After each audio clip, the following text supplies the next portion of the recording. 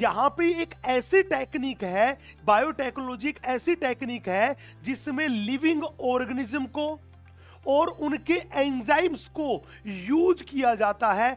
जैसे हमें पता है लैक्टोबैसिलस बैक्टीरिया जो है, वो लैक्टोबैसिलस बैक्टीरिया दूध को दही में बदल देता है। तो हमें ये पता है कि लैक्टोबैसिलस बैक्टीरिया के पास ऐसी पावर है जो भगवान ने उसको दी है, जिसकी वजह से वो दूध को दही में बदल देता है। अब सवाल था, सर रिकॉम्बिनेंट डीएनए क्या होता है? बेटा, जब दो अलग अलग जीवों के डीएनए को जोड़ के एक डीएनए बनाया जाए तो उसे बोलते हैं रिकॉम्बिनेंट डीएनए या काइमेरिक डीएनए। रिकॉम्बिनेंट डीएनए या काइमेरिक डीएनए। हेलो बच्चों, नमस्कार, जय पीडब्ल्यू, क्या हाल चाल है? उम्मीद करता हूं सारे के सारे बच्चे एकदम खुश होंगे, एकदम सुरक्षित होंगे और बहुत अच्छे से पढ़ाई कर रहे होंगे। तो बच्चे लगातार वेट कर रहे थे, सर जल्दी से माइंड मैप लेके आइए बायोटेक्नोलॉजी प्रिंसिपल्स एंड प्रोसेसेस वाले चैप्टर का। तो दोस्तों, इंतजार की घड़ियां होती है खत्म और आज बायोलॉजी के, जूलॉजी के इस बड़े ही खूबसूरत से चैप्टर की वन शॉट आपके सामने लेकर हाजिर हूं मैं। याद रखना, नीट पॉइंट ऑफ व्यू से ये चैप्टर बेहद इंपॉर्टेंट है। यहां से पिछले 2-3 सालों से कई सवाल नीट में आ रहे हैं। जी हां, तो चलिए कहानी शुरू करते हैं। सबसे पहला सवाल ही आता है बायोटेक्नोलॉजी। सवाल ये था, सर बायोटेक्नोलॉजी का मतलब क्या है? अरे बायो मतलब होता है लाइफ और टेक्नोलॉजी का मतलब होता है टेक्निक। मतलब यहां पे एक ऐसी टेक्निक है, बायोटेक्नोलॉजी एक ऐसी टेक्निक है जिसमें लिविंग ऑर्गेनिज्म को और उनके एंजाइम्स को यूज किया जाता है ऐसे प्रोडक्ट बनाने के लिए जो कि ह्यूमन बीइंग के लिए यूजफुल है, जो कि ह्यूमन बीइंग के लिए यूजफुल है। इसीलिए हमारी एनसीईआरटी माता एक बड़ी खास सी लाइन लिखती है बायोटेक्नोलॉजी के बारे में, it is use of organisms और their enzymes to produce products which are useful for human.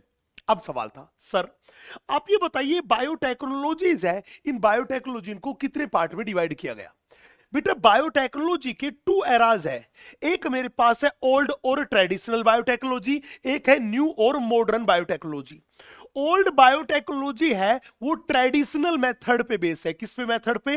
Traditional method पे बेस्ड है। मतलब ओल्ड बायोटेक्नोलॉजी में किसी भी लिविंग ऑर्गेनिज्म की नेचुरल पावर को, नेचुरल कैपेबिलिटीज को यूज किया जाता है। बोला, नेचुरल पावर और नेचुरल कैपेबिलिटीज को किस काम के लिए यूज किया जाता है? प्रोडक्ट बनाने के लिए, ऐसे प्रोडक्ट बनाने के लिए जो ह्यूमन बीइंग के लिए यूजफुल है। जैसे हमें पता है लैक्टोबैसिलस बैक्टीरिया जो है, वो लैक्टोबैसिलस बैक्टीरिया दूध को दही में बदल देता है।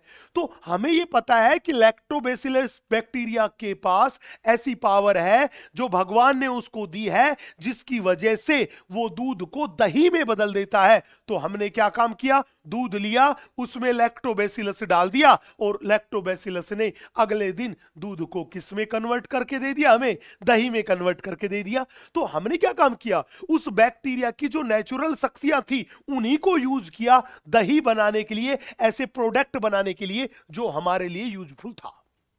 ये मेरे पास है ओल्ड और ट्रेडिशनल बायोटेक्नोलॉजी।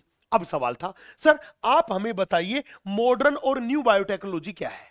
बेटा, न्यू बायोटेक्नोलॉजी जो है वो एग्जैक्टली में जेनेटिक इंजीनियरिंग पे बेस्ड है। जेनेटिक इंजीनियरिंग पे बेस्ड है।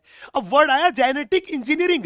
जेनेटिक का मतलब वर्ड हुआ जीन और इंजीनियरिंग का मतलब हेर फेर करना, इंजीनियर जैसा काम करना, उसमें तोड़ मरोड़ करना, कोई हेर फेर करना, कि किसी भी ऑर्गेनिज्म के जेनेटिक मटेरियल के साथ, उनके डीएनए आरएनए के साथ, उनकी जीन्स के साथ हमें क्या करना पड़ रहा है? हेर फेर करनी पड़ रही है और उसके बाद हम उस ऑर्गेनिज्म को बायोटेक्नोलॉजी में यूज कर रहे हैं। मतलब ये था कि हमने क्या काम किया? हमने मान लीजिए एक बैक्टीरिया लिया, सबसे पहले उस बैक्टीरिया के शरीर में ऐसी जीन डाली जो कि दूध को दही में बदलवाने के लिए जिम्मेदार है, दूध को दही में बदलवाने के लिए जिम्मेदार है। तो पहले बैक्टीरिया के शरीर में ऐसी जीन नहीं थी, हमने बाहर से उसके शरीर में जीन डाली, मतलब उसके जेनेटिक मेटेरियल के साथ इंजीनियरिंग करी और फिर उस बैक्टीरिया का हमने उपयोग किया क्या बनाने में, दूध से दही बनाने में। तो हमने बोला मॉडर्न बायोटेक्नोलॉजी में क्या किया जाता है कि पहले ऑर्गेनिज्म के जेनेटिक मटेरियल को मॉडिफाई किया जाता है और फिर उस ऑर्गेनिज्म का यूज किया जाता है किस काम के लिए, ह्यूमन बीइंग के लिए यूजफुल प्रोडक्ट प्रोड्यूस करने में। इसे ही बोलते हैं न्यू और मॉडर्न बायोटेक्नोलॉजी, न्यू और मॉडर्न बायोटेक्नोलॉजी। अब हम दोस्तों थोड़ा सा आगे बढ़ते हैं। सवाल था गुरुजी चैप्टर का नाम है प्रिंसिपल्स एंड प्रोसेसेस, आप हमें बताइए कि बायोटेक्नोलॉजी के क्या प्रिंसिपल है। हमने बोला बायोटेक्नोलॉजी का जब भी कोई प्रिंसिपल पूछे तो बायोटेक्नोलॉजी का एक प्रिंसिपल है जेनेटिक इंजीनियरिंग एंड दूसरा है बायो प्रोसेस इंजीनियरिंग, दूसरा है बायो प्रोसेस इंजीनियरिंग। आपको बता दूं मेरे दोस्त, ये जेनेटिक इंजीनियरिंग जो है, इस जेनेटिक इंजीनियरिंग में हम तीन चीजों को इंक्लूड करते हैं। इसमें हम तीन चीजों को इंक्लूड करते हैं। बोला तीन चीजें कौन सी? सबसे पहले रिकॉम्बिनेंट डीएनए बनाते हैं, दैट इज आरडीएनए का फॉर्मेशन।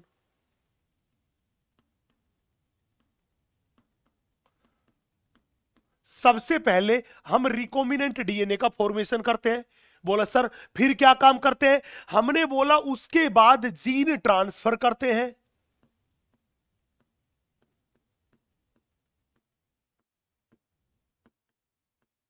और तीसरी चीज जीन क्लोनिंग करते हैं। जीन क्लोनिंग करते हैं। ये तीन चीजें इंक्लूडेड है किसमें? जेनेटिक इंजीनियरिंग में। अब सवाल था सर रिकॉम्बिनेंट डीएनए क्या होता है? बेटा जब दो अलग अलग जीवों के डीएनए को जोड़ के एक डीएनए बनाया जाए तो उसे बोलते हैं रिकॉम्बिनेंट डीएनए या काइमेरिक डीएनए। रिकॉम्बिनेंट डीएनए या काइमेरिक डीएनए। तो एनसीईआरटी माता ने बोला this technique is used to alter the chemistry of genetic material. मतलब ये क्या कह रहा है? जेनेटिक मटेरियल में क्या करनी है? तोड़ मरोड़ करनी है। और जब तोड़ मरोड़ करनी है, उसमें बदलाव करना है, तो सीधी सी बात है यहां पे कह रहा है कि अपने को आरडीएनए का फॉर्मेशन कर रहा है, आरडीएनए बनाना है। बन गया। उसके बाद इस आरडीएनए को किसी लिविंग ऑर्गेनिज्म के शरीर में डालना है, ताकि हम क्या कर सके? ताकि हम उस जीन की कॉपी तैयार कर सके या डिजायर्ड प्रोडक्ट प्रोड्यूस कर सके। तो हमने बोला दूसरा क्या काम था? दूसरा था इस रिकॉम्बिनेंट डीएनए को किसी ऑर्गेनिज्म, लिविंग ऑर्गेनिज्म के शरीर में डालना, और उसको क्या बोल दिया? Gene transfer. क्या बोल दिया? Gene transfer. अब बताओ मेरे पास, अगर किसी लिविंग ऑर्गेनिज्म के शरीर में ये रिकॉम्बिनेंट डीएनए डालेंगे तो इस डीएनए को डालने के बाद उस लिविंग ऑर्गेनिज्म का फिनोटाइप बदलेगा कि नहीं बदलेगा? बोला बिल्कुल बदलेगा, क्योंकि उस ऑर्गेनिज्म के शरीर में ऐसी जीन जाएगी जो पहले नहीं थी। तो हमने बोला कि आरडीएनए को होस्ट के लिविंग ऑर्गेनिज्म के शरीर में डालने के बाद उस लिविंग ऑर्गेनिज्म का फिनोटाइप बदल जाता है। मतलब उसका क्या हो गया? ट्रांसफॉर्मेशन हो गया। और ऐसे ऑर्गेनिज्म को बोलते हैं GMO, that is genetically modified organism. तो जब भी बोले क्या जेनेटिक इंजीनियरिंग के द्वारा GMO that is genetically modified organism produce कर सकते हैं? हमने कहा बिल्कुल प्रोड्यूस कर सकते हैं। तो हमने जेनेटिक इंजीनियरिंग के द्वारा जेनेटिकली मॉडिफाइड ऑर्गेनिज्म प्रोड्यूस कर लिया, और ये वो ऑर्गेनिज्म था जिसमें ऐसी जीन थी जिसका प्रोडक्ट हमें चाहिए था, मतलब हमारी डिजायर्ड जीन इसके अंदर प्रेजेंट थी। अब हमने क्या काम किया? अब हमें उस डिजायर्ड जीन के प्रोडक्ट को लार्ज स्केल पे चाहिए था, हमें उस डिजायर्ड जीन की बहुत सारी कॉपीज तैयार करनी थी। तो उसके लिए हमने क्या काम किया? हमने एक कल्चर मीडियम लिया। हमने क्या लिया? एक कल्चर मीडियम। और ये कल्चर मीडियम ऐसा होता है बच्चे कि इसमें न्यूट्रिएंट्स जो होते हैं वो न्यूट्रिएंट्स होते हैं बहुत सारे। कल्चर मीडियम में न्यूट्रिएंट्स क्या होते हैं? बहुत सारे। और ये एक स्टीराइल मीडियम है, मतलब ये एक ऐसा मीडियम है जिसमें पहले से कोई भी लिविंग ऑर्गेनिज्म प्रेजेंट नहीं है। तो हमने क्या काम किया, हमने ये जो जेनेटिकली मॉडिफाइड ऑर्गेनिज्म बनाए थे इनको इस कल्चर मीडियम में ट्रांसफर कर दिया, इनको इस कल्चर मीडियम में ट्रांसफर कर दिया। तो हमने बोला ये लो, हमने अपने जेनेटिकली मॉडिफाइड ऑर्गेनिज्म को इस कल्चर मीडियम में ट्रांसफर किया। जब इनको कल्चर मीडियम में ट्रांसफर किया तो हमने क्या देखा कि इस कल्चर मीडियम में न्यूट्रिएंट्स बहुत सारे हैं और बहुत सारे न्यूट्रिएंट्स हैं, इसलिए ये जेनेटिकली मॉडिफाइड ऑर्गेनिज्म जो थे इन्होंने बहुत जल्दी से बहुत तेजी से ग्रोथ की और बहुत सारे न्यू ऑर्गेनिजम्स बना डाले। ये लो, इन्होंने लार्ज स्केल पे ग्रोथ करी और बहुत सारे न्यू ऑर्गेनिजम्स बना डाले।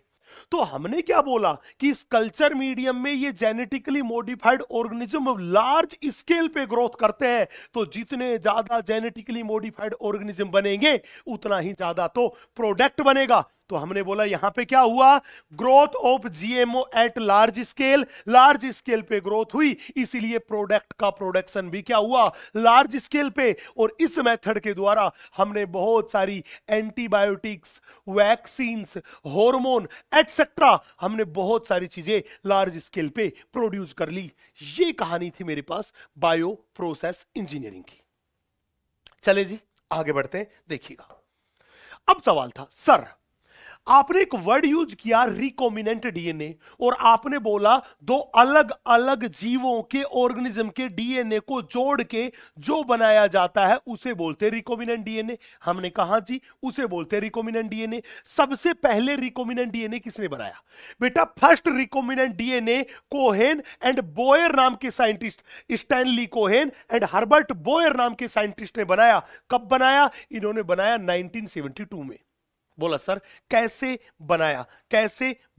बड़े ध्यान से देखना। हमने बोला इन्होंने साल्मोनेला टाइफिमूरियम बैक्टीरिया के शरीर से प्लाज्मिड को निकाला।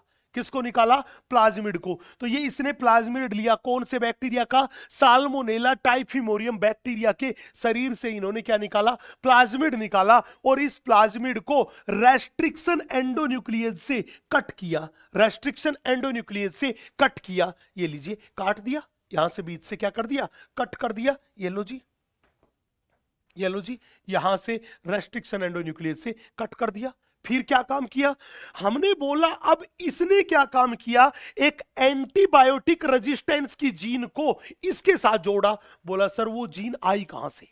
इसने किसी दूसरे लिविंग ऑर्गेनिज्म के, किसी दूसरे बैक्टीरिया के प्लाज्मिड से उस जीन को बाहर निकाला। अगर आप बड़े ध्यान से देखेंगे तो आपको दिखाई दे रहा होगा कि मेरे पास ये सोर्स डीएनए है और इसमें ये हरे रंग की जो जीन है ये एंटीबायोटिक रेजिस्टेंस की जीन है। तो इसने क्या काम किया? रेस्ट्रिक्शन एंडोन्यूक्लियस की सहायता से इस जीन को यहां से काट दिया, या इस डीएनए को यहां से काटा और काट के क्या काम कर लिया? इस जीन को अलग कर लिया। अब सवाल था, सर आपने बोला इस साल्मोनेला टाइफिमूरियम के प्लाज्मिड को भी रेस्ट्रिक्शन एंडोन्यूक्लियस से काटा, इस सोर्स डीएनए से ये एंटीबायोटिक रेजिस्टेंस की जीन जो बाहर निकाली ये भी रेस्ट्रिक्शन एंडोन्यूक्लियस से काट के बाहर निकाली। आप बताओ इस आरई और इस आरई में क्या अंतर था? बेटा ध्यान रखना, ये दोनों के दोनों आरई जो थे वो मेरे पास थे सेम। ये दोनों के दोनों आरई जो मेरे पास थे ये कैसे थे? हमने बोला ये वाला आरई भी सेम था और ये वाला आरई भी क्या था? सेम था। तो एक बात याद रखना कि हमेशा इस प्लाज्मिड को और इस सोर्स डीएनए को सेम आरई से काटा जाता है, क्योंकि एक ही रेस्ट्रिक्शन एंडोन्यूक्लियस से कटे हुए डीएनए के फ्रेगमेंट जो थे उन्हें ही आपस में जोड़ा जा सकता है।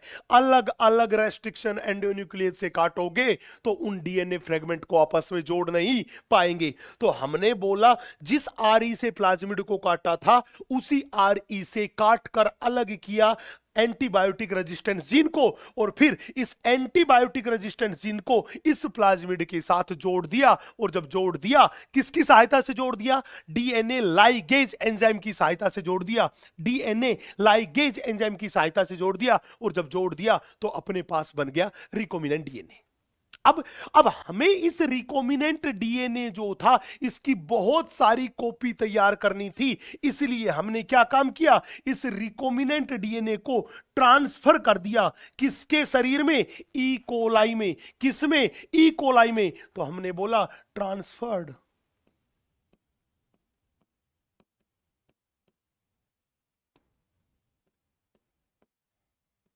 Into E coli for cloning. इसको क्लोनिंग के लिए किस में ट्रांसफर कर दिया, हमने बोला ई कोलाई के शरीर में ट्रांसफर कर दिया। किस चीज के लिए, क्लोनिंग के लिए। यस, चले भैया, ये कहानी थी पूरी की पूरी किसकी, फर्स्ट रिकॉम्बिनेंट डीएनए की, जो Stanley Cohen and Herbert Boyer ने बनाया था। चले जी आगे बढ़ते हैं बच्चे। अब सवाल था कि सर कुछ खास बात। बेटा हमारी एनसीईआरटी माता ने एक बड़ी खास बात लिखी। क्या खास बात लिखी, हमारे साइंटिस्ट लोगों ने एक चीज नोटिस करी। कब नोटिस करी, उन्होंने 1963 में नोटिस करी। उन्होंने क्या देखा कि ई कोलाई जो बैक्टीरिया है उसके शरीर में दो टाइप के एंजाइम है। दो टाइप के एंजाइम है। एक एंजाइम को बोलते हैं अपन मिथाइलेज, एक एंजाइम को बोलते हैं मिथाइलेज या मिथाइलेटिंग एंजाइम, एंड दूसरे को बोलते हैं कटिंग एंजाइम। ये दो टाइप के एंजाइम है। पूछेगा मिथाइलेज एंजाइम क्या काम करता है, कटिंग एंजाइम क्या काम करता है। आपको बता दूं, इस कटिंग एंजाइम को वर्तमान में जाना जाता है, अब इसको जाना जाता है वो रेस्ट्रिक्शन एंडोन्यूक्लियेज के नाम से जाना जाता है। तो हमने बोला नाउ known as restriction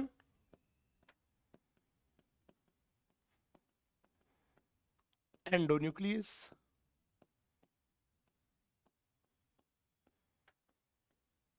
अब इसको किस नाम से जाना जाता है, अब इसको रेस्ट्रिक्शन एंडोन्यूक्लियस के नाम से जाना जाता है। किसको, कटिंग फैक्टर को।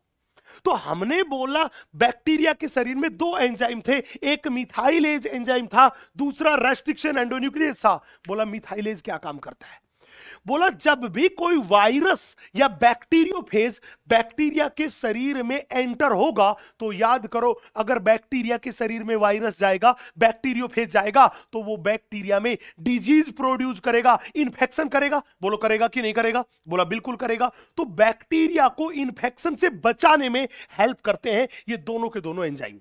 बोला सर कैसे हेल्प करते हैं, हमने बोला जो ही वायरस बैक्टीरिया के शरीर में एंटर करेगा वो रोग पैदा करेगा, और उस रोग से बचाने के लिए, वायरस और बैक्टीरियोफेज के इन्फेक्शन को से बचाने के लिए हेल्प करेंगे ये दोनों एंजाइम। मिथाइलेज एंजाइम क्या काम करेगा, ये मिथाइलेज एंजाइम जो था ये बैक्टीरिया के डीएनए का मिथाइलेशन करेगा। बैक्टीरिया के डीएनए का क्या करेगा, मिथाइलेशन करेगा, मिथाइलेशन करेगा। और दूसरा कौन सा था, कटिंग एंजाइम। ये कटिंग एंजाइम क्या काम करेगा, वायरस का डीएनए था उसको छोटे छोटे टुकड़ों में काट देगा, या वायरस के डीएनए का क्या कर देगा, डाइजेशन। अब मेरे को बताओ, अगर ये वायरस के डीएनए को छोटे छोटे टुकड़ों में काट देगा, वायरस के डीएनए का डाइजेशन कर देगा, तो क्या वायरस बैक्टीरिया में इंफेक्शन कर पाएगा? आपने कहा नहीं कर पाएगा। तो मैं ये कह दूं कि कटिंग एंजाइम क्या काम करता है, रेस्ट्रिक्शन एंडोन्यूक्लियस एंजाइम है ये क्या काम करता है, ये वायरस के डीएनए को छोटे छोटे टुकड़ों में काट देता है, जिससे वायरस बैक्टीरिया में इंफेक्शन नहीं कर पाता। मतलब ये बैक्टीरिया के बॉडी में वायरस की एंट्री को रेस्ट्रिक्ट करता है, वायरस की इंफेक्शन को रोकने का काम करता है। इसीलिए इस कटिंग एंजाइम को अपन बोलते हैं रेस्ट्रिक्शन एंडोन्यूक्लियस।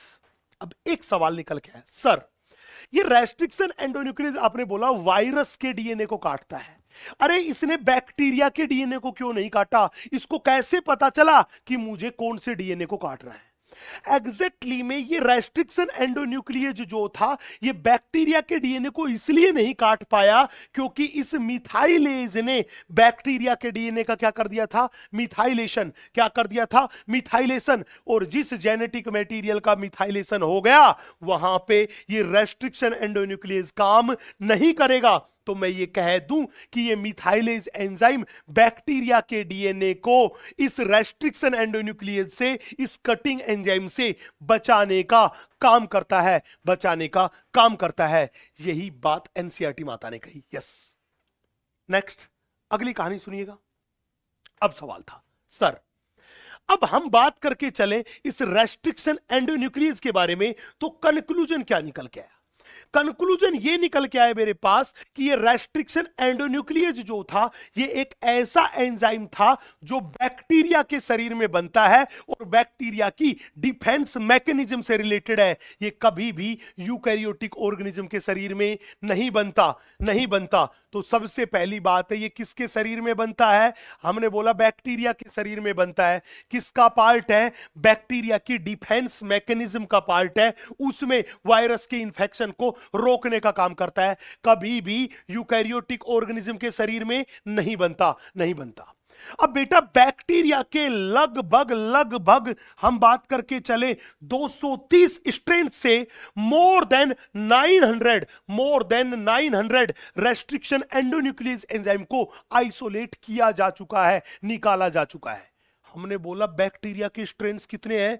अबाउट अपने पास कितने हैं? 230 से अधिक स्ट्रेन है। और एंजाइम कितने हमने बाहर निकाल लिए? 900 से ज्यादा निकाल लिए हैं। इसका मतलब एक बैक्टीरिया के शरीर में एक से ज्यादा टाइप के RE रेस्ट्रिक्शन एंडोन्यूक्लियेज का सिंथेसिस होता है। पूछेगा बताओ सबसे पहले डिस्कवर किया गया RE कौन सा है? बेटा सबसे पहले बाहर निकाला गया RE है वो मेरे पास है हिंड सेकंड। सबसे पहले बाहर निकाला गया RE जो है वो है हिंड सेकंड। अब सवाल देखना, हमने बोला कोई भी रेस्ट्रिक्शन एंडोन्यूक्लियेज रहे वो डीएनए को एक स्पेसिफिक सीक्वेंस से काटता है। आप यहां देख रहे हो अपने पास मोर देन 900 रेस्ट्रिक्शन एंडोन्यूक्लियेज है। आप देख रहे हो यहां पे मेरे दोस्त अपने पास मोर देन 900 रेस्ट्रिक्शन एंडोन्यूक्लियेज एंजाइम है। तो ध्यान रखना प्रत्येक रेस्ट्रिक्शन एंडोन्यूक्लियेज एंजाइम की रिकॉग्निशन साइट, रेस्ट्रिक्शन साइट अलग अलग होती है। हर एक रेस्ट्रिक्शन एंडोन्यूक्लियेज एंजाइम डीएनए को अपने ही स्पेसिफिक सीक्वेंस से काटता है और हर रेस्ट्रिक्शन एंडोन्यूक्लियेज का वो सीक्वेंस क्या होता है? अलग अलग। तो कहने का मतलब रेस्ट्रिक्शन एंडोन्यूक्लियेज से कहेगा कि तू कहीं से भी डीएनए को काट सकता है क्या? तो कहेगा ना ना रे। वो कहेगा मैं कहीं से भी नहीं काटूंगा, मैं तो मेरे स्पेसिफिक सीक्वेंस से ही काटूंगा, और उस स्पेसिफिक सीक्वेंस को बोलते हैं रेस्ट्रिक्शन साइट और रिकॉग्निशन साइट। रेस्ट्रिक्शन साइट और रिकॉग्निशन साइट बोलते हैं। तो हमने बोला RE डीएनए को एक स्पेसिफिक सीक्वेंस से काटता है, इसीलिए इन RE को हम क्या बोलते हैं? Molecular scissor. इसीलिए हम इनको क्या बोलते हैं? मॉलिक्यूलर सीजर बोलते हैं। सवाल था सर आपने बोला हर एक रेस्ट्रिक्शन एंडोन्यूक्लियस डीएनए को एक स्पेसिफिक सीक्वेंस से काटता है। हमने कहा बिल्कुल, वो सीक्वेंस को बोलते हैं रेस्ट्रिक्शन साइट, रिकॉग्निशन साइट। हमने कहा हाँ। वो पूछेगा रेस्ट्रिक्शन साइट, रिकॉग्निशन साइट का मतलब क्या है? बेटा ये रेस्ट्रिक्शन साइट और रिकॉग्निशन साइट जो है ये 4, 6, 8 बेस पेयर का बना हुआ एक पैलिंड्रोमिक सीक्वेंस है। कैसा सीक्वेंस है? पैलिंड्रोमिक सीक्वेंस, जिसमें या तो 4 बेस पेयर होंगे या 6 होंगे या 8 होंगे। लेकिन याद रखना मोस्टली केसेस में कितने होते हैं? हमने बोला मोस्टली केसेस में जब भी पूछेगा तो 6 बेस पेयर का सीक्वेंस है। मोस्टली में कितने होते हैं? 6 होते हैं। और ये कैसा सीक्वेंस है? हमने बोला पैलिंड्रोमिक सीक्वेंस है। पूछेगा गुरुजी पैलिंड्रोमिक का मतलब क्या है? अरे पैलिंड्रोमिक का मतलब क्या है? इसका मतलब है उल्टा सीधा एक समान। उल्टा सीधा एक समान। उल्टा सीधा एक समान, ये मेरे पास है पैलिंड्रोमिक सीक्वेंस। जैसे आप कहते हो मैडम मलयालम, तेजू के पापा के जूते, राधा की बुनी में नींबू की धारा, ये उल्टा सीधा एक समान, यही क्या है? Palindromic sequence. फॉर एग्जाम्पल बात करके चले, हमने यहां पे आपके सामने ये एक पैलिंड्रोमिक सीक्वेंस दिया। ये देखिए डीएनए का 5 प्राइम, ये मेरे पास है 3 प्राइम। अब डीएनए के सीक्वेंस को देखिएगा from 5 prime to 3 prime, GAATTC, ये एक स्ट्रैंड का है। दूसरे स्ट्रैंड का आप देखिएगा फिर 5 प्राइम टू 3 प्राइम, GAATTC। तो बताओ उल्टा सीधा एक समान है कि नहीं है? ये एक पैलिंड्रोमिक सीक्वेंस है। कौन से रेस्ट्रिक्शन एंडोन्यूक्लियस का पैलिंड्रोमिक सीक्वेंस है? कौन से रेस्ट्रिक्शन एंडोन्यूक्लियस का पैलिंड्रोमिक सीक्वेंस है? मैं कहूंगा ये मेरे पास है ई को आर फर्स्ट का, ई को आर फर्स्ट का, ई को आर फर्स्ट का पैलिंड्रोमिक सीक्वेंस है। चले भैया, अब सवाल था सर आपने बोला अपने पास मोर देन 900 टाइप के रेस्ट्रिक्शन एंडोन्यूक्लियस है, तो अगर किसी भी रेस्ट्रिक्शन एंडोन्यूक्लियस का नोमेनक्लेचर करें तो उसका नोमेनक्लेचर कैसे करें? बड़े ध्यान से देखना। हमने एग्जांपल के तौर पे आपके सामने लिया ई को आर फर्स्ट, ये एक रेस्ट्रिक्शन एंडोन्यूक्लियस एंजाइम है। अब सवाल था जब भी किसी भी रेस्ट्रिक्शन एंडोन्यूक्लियस का नोमेनक्लेचर करेंगे तो उसके नोमेनक्लेचर के लिए हमें 3 से 4 तो लेटर्स की जरूरत पड़ेगी और एक रोमन नंबर की जरूरत पड़ेगी, एक रोमन नंबर की जरूरत पड़ेगी। जैसे बड़े ध्यान से देखना, ई को आर फर्स्ट में ये पहला कैपिटल लेटर ई, ये नेम ऑफ जीनस को रिप्रेजेंट करता है कि बैक्टीरिया कौन से जीनस का है। ये एस्केरेसिया जीनस का है। नेक्स्ट दोनों स्मॉल लेटर CO, ये 2 लेटर है, ये स्पीसीज नेम को रिप्रेजेंट करते हैं। स्पीसीज के फर्स्ट 2 लेटर CO को रिप्रेजेंट करते हैं। ये R है, ये स्ट्रेन को रिप्रेजेंट करता है। ये जो ई कोलाई जो है इसके RY30 स्ट्रेन जो था, इसका RY13 जो स्ट्रेन था उस 13 स्ट्रेन से ऑब्टेन किया गया। अब पूछेगा रोमन नंबर है फर्स्ट, तो ध्यान रखना इस ई कोलाई बैक्टीरिया के RY13 जो स्ट्रेन था उससे एक से ज्यादा टाइप के रेस्ट्रिक्शन एंडोन्यूक्लियस को निकाला गया। तो सबसे पहले किसको निकाला गया? जिसके नाम में फर्स्ट आ गया उसको पहले नंबर पे निकाला गया, जिसके नाम के आगे 2 लिख दिया उसको दूसरे नंबर पे, जिसके नाम के आगे 3 लिख दिया उसको तीसरे नंबर पे निकाला गया। तो सबसे पहले आइसोलेट किया गया वो कौन किया गया? ई को आर फर्स्ट को आइसोलेट किया गया, ई को आर फर्स्ट को आइसोलेट किया गया। ठीक है जी, अब हम थोड़ा सा आगे बढ़ते हैं, बड़े ध्यान से देखना। सवाल था गुरुजी आपने बोला कि अपने पास रेस्ट्रिक्शन एंडोन्यूक्लियस जो होता है वो डीएनए को स्पेसिफिक सीक्वेंस से काटता है। हमने कहा बिना स्पेसिफिक सीक्वेंस से कटिंग नहीं करेगा, स्पेसिफिक सीक्वेंस से कटिंग करेगा। जहां पे उसका पैलिंड्रोमिक सीक्वेंस होगा, रिकॉग्निशन साइट होगी, वहीं से काटेगा, उसके अलावा कहीं से भी नहीं काटेगा।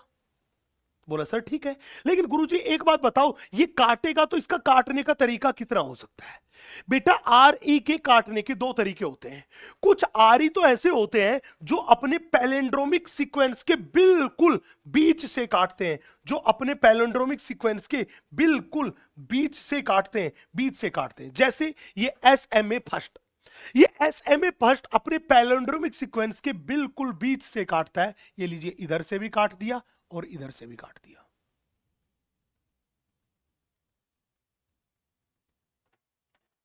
बिल्कुल बीच से काटेगा। अरे जो पैलिंड्रोमिक सीक्वेंस के बीचों बीच काटेंगे तो यहां पे देखिए एक टुकड़ा ये हो गया, एक टुकड़ा ये हो गया। तो अब दोनों टुकड़े के एंड को देखिएगा, इस एंड को देखिएगा, यहां पे भी मेरे पास आपको इस एंड को देखिएगा, यहां पे भी आपको मेरे पास दिखाई दे रहे होंगे वो पेयर्ड बेस दिखाई दे रहे होंगे। आप इस एंड को भी देखिएगा, यहां पे भी मेरे पास क्या दिखाई दे रहे होंगे? आपको पेयर्ड बेस दिखाई दे रहे होंगे। मैंने बोला ये मेरे पास क्या है? ये मेरे पास है पेयर्ड बेस। यहां पे भी मेरे पास क्या है? Paired base. तो हमने क्या बोला? हमने बोला कि जब डीएनए के टुकड़ों के एंड पर ओनली पेयर्ड बेस दिखाई दे तो ऐसे एंड को बोलते हैं ब्लंट एंड। क्या बोलते हैं? Blunt and. और इस ब्लंट एंड पे डीएनए लाइगेज की एक्टिविटी क्या होती है? बहुत बहुत कम। इसलिए 2 डीएनए सेगमेंट को जोड़ने में इसका यूज नहीं होता, इसका यूज नहीं होता। नेक्स्ट, दूसरा कट लगाने का तरीका क्या था? भैया दूसरा तरीका जो कट लगाने का अपने पास है, वो है अपने पास ओब्लिक कट, तिरछा कट। बोलो कैसे? हमने बोला एक को तो काट दिया यहां से और एक को काट दिया यहां से। ये मेरे पास जो कट हो गया, ये मेरे पास तिरछा कट हो गया। ये मेरे पास क्या हो गया? तिरछा कट हो गया। अरे जब भी ओब्लिक कट लगाएगा, तिरछा कट लगाएगा, मतलब सेंटर से थोड़ा हटके कट लगाएगा, जैसे इको और फर्स्ट, तो आप देखिएगा जब भी तिरछा कट लगेगा, सेंटर से थोड़ा सा हटके कट लगेगा, तो यहां पे देखिए एंड पे इन बेस पेयर को देखिए, एंड पे प्रेजेंट इन बेस पेयर को देखिए, ये मेरे पास क्या है? ये मेरे पास है अनपेयर्ड। ये मेरे पास है अनपेयर्ड बेस। तो ध्यान रखना, जब भी किसी डीएनए के टुकड़े के एंड पर अनपेयर्ड बेस प्रेजेंट होंगे, तो उस एंड को बोलेंगे स्टिकी एंड। तो उस एंड को क्या बोलेंगे? उस एंड को बोलेंगे स्टिकी एंड। और एक बात कान खोल के सुन लो, क्या ये जो स्टिकी एंड होता है ना, इस स्टिकी एंड पर डीएनए लाइगेज की एक्टिविटी क्या होती है? बहुत ज्यादा। तो हमने बोला यहां पे डीएनए लाइगेज एक्टिविटी क्या होती है? बहुत बहुत ज्यादा। यहां पे डीएनए लाइगेज की एक्टिविटी क्या होती है? बहुत बहुत ज्यादा एक्टिविटी होती है। अरे जब डीएनए लाइगेज की एक्टिविटी बहुत ज्यादा होती है, तो हमने बोला इसी का यूज किया जाता है क्या बनाने में? क्या बनाने में? रिकॉम्बिनेंट डीएनए बनाने में। तो मैंने बोला used in formation of rDNA. Recombinant DNA को बनाने में कौन से एंड का यूज किया जाता है? स्टिकी एंड का यूज किया जाता है। स्टिकी एंड का यूज किया जाता है। यस। नेक्स्ट। अब बात सर, अगर कोई कहे कि भैया हमें रिकॉम्बिनेंट डीएनए बायोटेक्नोलॉजी के बारे में बात, रिकॉम्बिनेंट डीएनए बनाना था, तो आप बताओ रिकॉम्बिनेंट डीएनए बनाने के लिए हमें क्या करना पड़ेगा? हमने बोला रिकॉम्बिनेंट डीएनए तब बनेगा जब दो अलग अलग जीवों के डीएनए को आपस में जोड़ेंगे। जोड़ने के लिए क्या चाहिए? लाइगेज एंजाइम चाहिए, और दूसरी बात स्टिकी एंड होना चाहिए। स्टिकी एंड होना चाहिए, और समान टाइप का स्टिकी एंड बनाना पड़ेगा, सिमिलर टाइप का स्टिकी एंड बनाना पड़ेगा। इसके लिए हमेशा सोर्स डीएनए को एंड प्लाज्मिड को, वेक्टर को एक ही टाइप के रेस्ट्रिक्शन एंडोन्यूक्लियस से या सेम आरई से काटा जाता है। यस। अब सवाल था सर, आप हमें बताइए रिकॉम्बिनेंट डीएनए टेक्नोलॉजी के टूल्स क्या है? बेटा रिकॉम्बिनेंट डीएनए टेक्नोलॉजी में हम चार चीजों के बारे में बात करके चलते हैं। सवाल था वो चार चीजें कौन कौन सी है? बड़े ध्यान से देखिएगा। सबसे पहले हम इसमें काम में लेते हैं एंजाइम्स को, फिर हम यहां बात करते हैं वेक्टर और व्हीकल डीएनए की, फिर हम बात करते हैं यहां पे डिजायर्ड जीन के बारे में, फिर हम बात करते हैं यहां पे होस्ट सेल के बारे में। ये चार चीजें हैं जो कि बेहद जरूरी है, जिन्हें हम काम में लेते हैं। सबसे पहले मैं एंजाइम्स के बारे में बात करता हूं। बेटा एंजाइम्स जो यहां पे काम में लिए जाते हैं वो मेनली चार टाइप के हैं। पहला लाइटिक एंजाइम।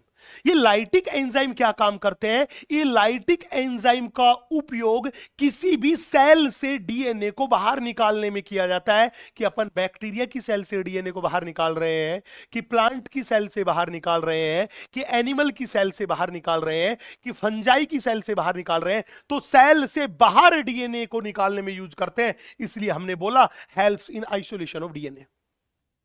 नेक्स्ट, दूसरा क्लीविंग ऑफ और रेस्ट्रिक्शन एंजाइम। अरे क्लीविंग ऑफ रेस्ट्रिक्शन एंजाइम क्या काम करते हैं? ये डीएनए को स्पेसिफिक सीक्वेंस से काटते हैं, ताकि उस डीएनए में से डिजायर्ड जीन को और डिजायर्ड डीएनए सेगमेंट को बाहर निकाल सके। Next, joining enzymes ligase. DNA ligase का क्या काम करता है? अरे दो अलग अलग डीएनए के टुकड़े को जोड़ने में यूज किया जाता है। Synthesising enzyme, DNA polymerase. ये डीएनए पॉलीमरेज जो है ये डीएनए का पॉलीमराइजेशन करने में यूज होता है। डीएनए की कई सारी कॉपी अगर हमें बनानी हो तो हम किसका यूज करते हैं? डीएनए पॉलीमरेज का यूज करते हैं। यस, बोला सर ठीक है। अब बताइए सर, इस वेक्टर और व्हीकल डीएनए का क्या काम है? बेटा वेक्टर और व्हीकल डीएनए वो डीएनए है जिसके साथ हम हमारी डिजायर्ड जीन को जोड़ते हैं। जैसे याद करो हर्बर्ट एंड बोयर की कहानी।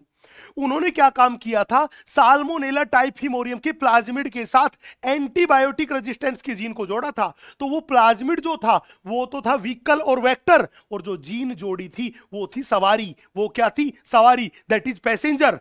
और फिर हमने क्या काम किया था, दोनों को जोड़ के रिकॉम्बिनेंट डीएनए बनाया था।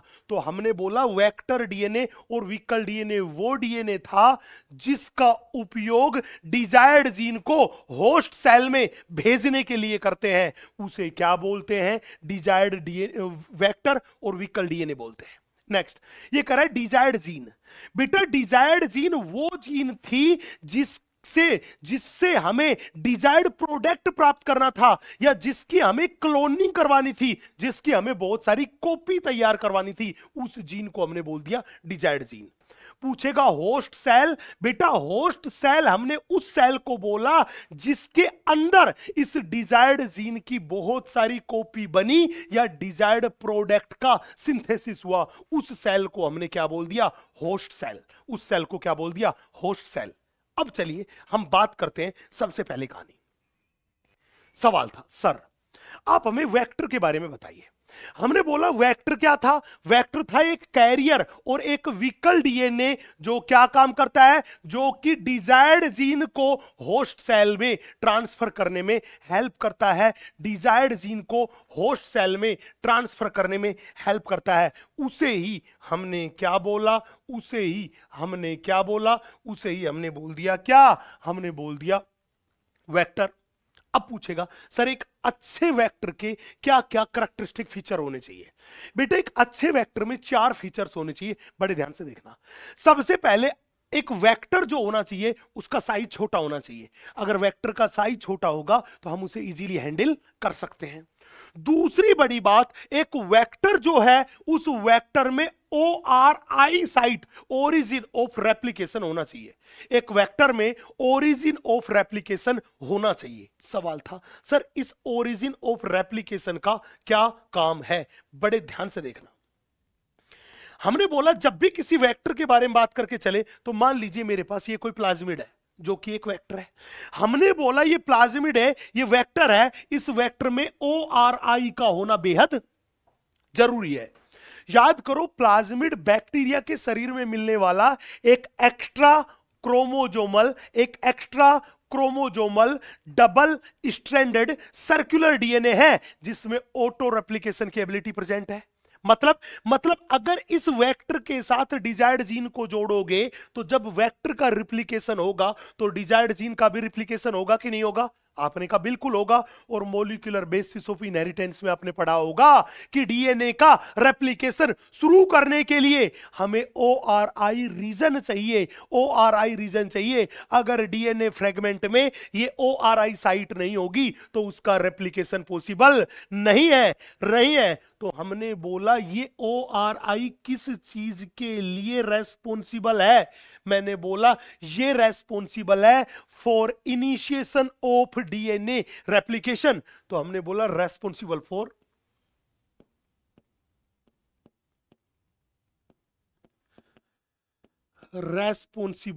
फॉर इनिशिएशन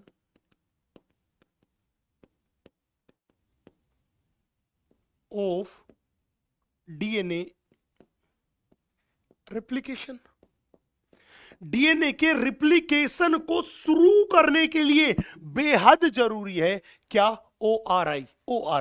तो कहने का मतलब जब भी डिजायर्ड जीन को जोड़ेंगे तो वो किसके साथ जोड़ेंगे, ORI साइट के साथ जोड़ेंगे। चाहे ORI के पास जोड़ दो चाहे नजदीक जोड़ दो, लेकिन उस प्लाज्मिड के पास ORI होना बेहद जरूरी है। तो मैंने क्या बोला कि कभी भी डिजायर्ड डीएनए को जोड़ेंगे तो वो किससे के साथ जोड़ेंगे, ORI के साथ जोड़ेंगे। ORI के चाहे तो पास जोड़ दो चाहे दूर जोड़ दो, कभी भी ORI के अंदर नहीं जोड़ना कि तुम इस ORI को काट के और इसके बीच में जोड़ दो।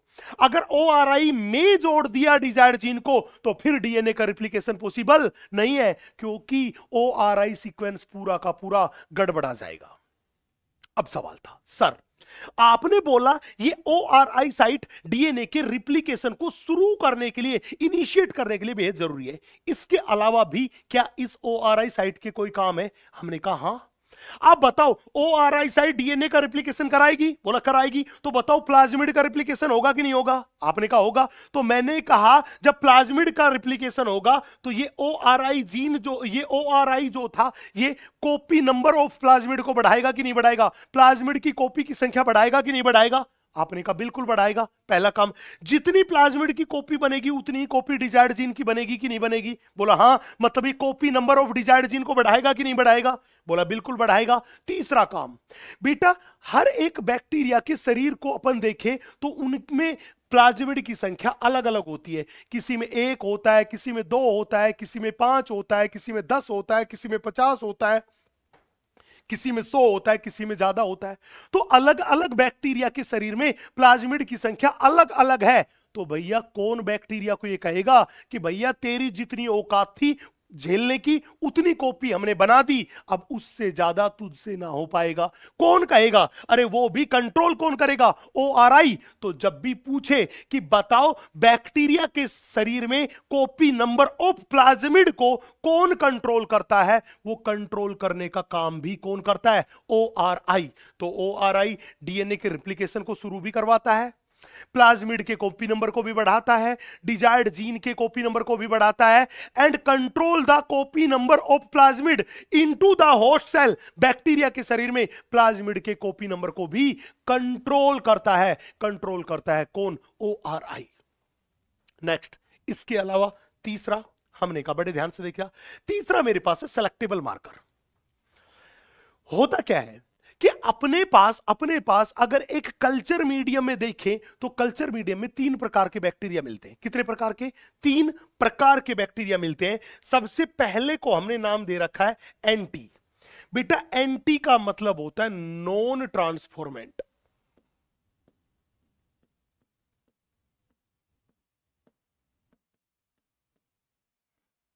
एंटी का मतलब होता है नॉन ट्रांसफॉर्मेंट। दूसरा है TNR। TNR का मतलब क्या होता है? ट्रांसफॉर्मेंट।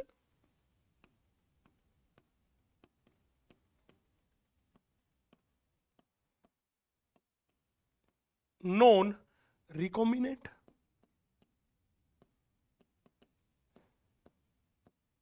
तीसरा होता है TR, that is transformant.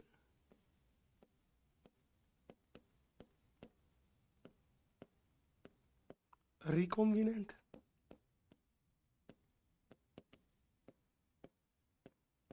Transformant, recombinant.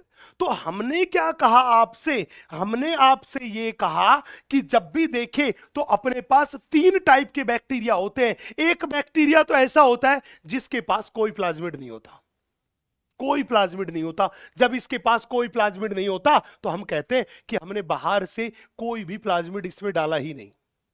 दूसरा वो होता है जिसके पास प्लाज्मिड तो गया, जिसके शरीर में प्लाज्मिड तो गया, लेकिन वो प्लाज्मिड जो होता है उसके पास डिजायर्ड जीन नहीं है। इसलिए हमने बोला अगर प्लाज्मिड गया तो जीन ट्रांसफर तो हुई, दैट इज ट्रांसफॉर्मेशन तो हुआ, लेकिन ये नॉन रिकॉम्बिनेंट है, उसमें कोई भी डिजायर्ड जीन प्रेजेंट नहीं है, RDNA प्रेजेंट नहीं है।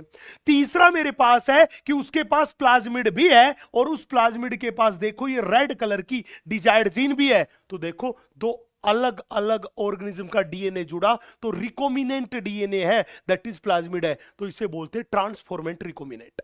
अब इन 3 अलग अलग टाइप के बैक्टीरिया जो थे ये बहुत सारी संख्या में, ये वाले बैक्टीरिया एंटी वालों की भी संख्या खूब सारी है, TNR वालों की संख्या भी खूब सारी है और TR वालों की संख्या भी खूब सारी है।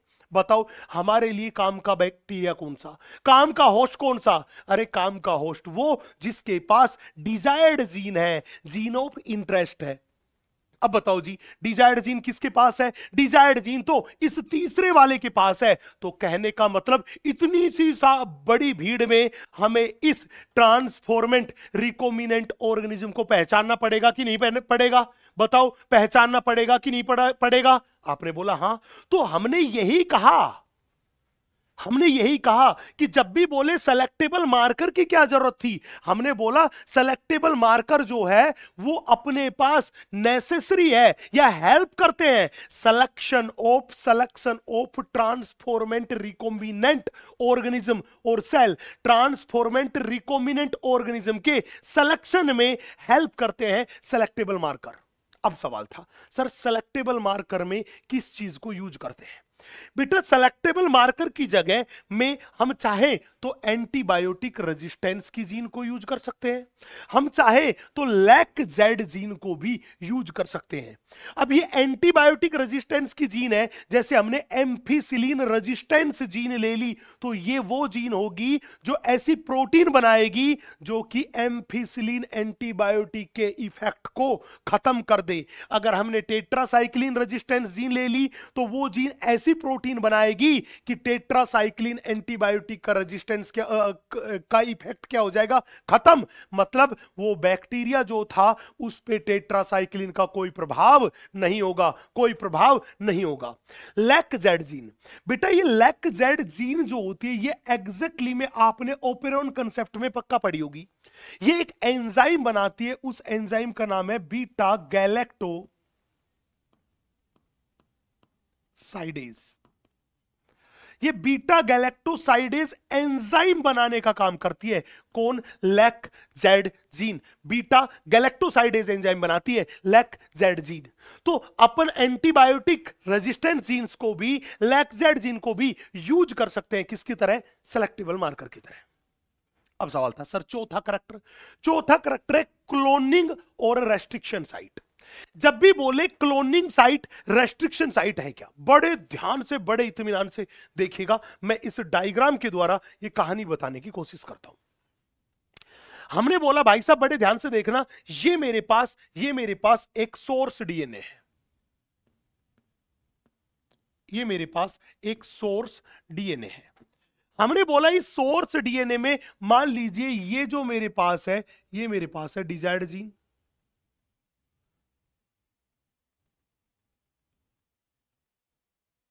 इस सोर्स डीएनए में मान लीजिए ये जो मेरे पास है ये डिजायर्ड जीन है।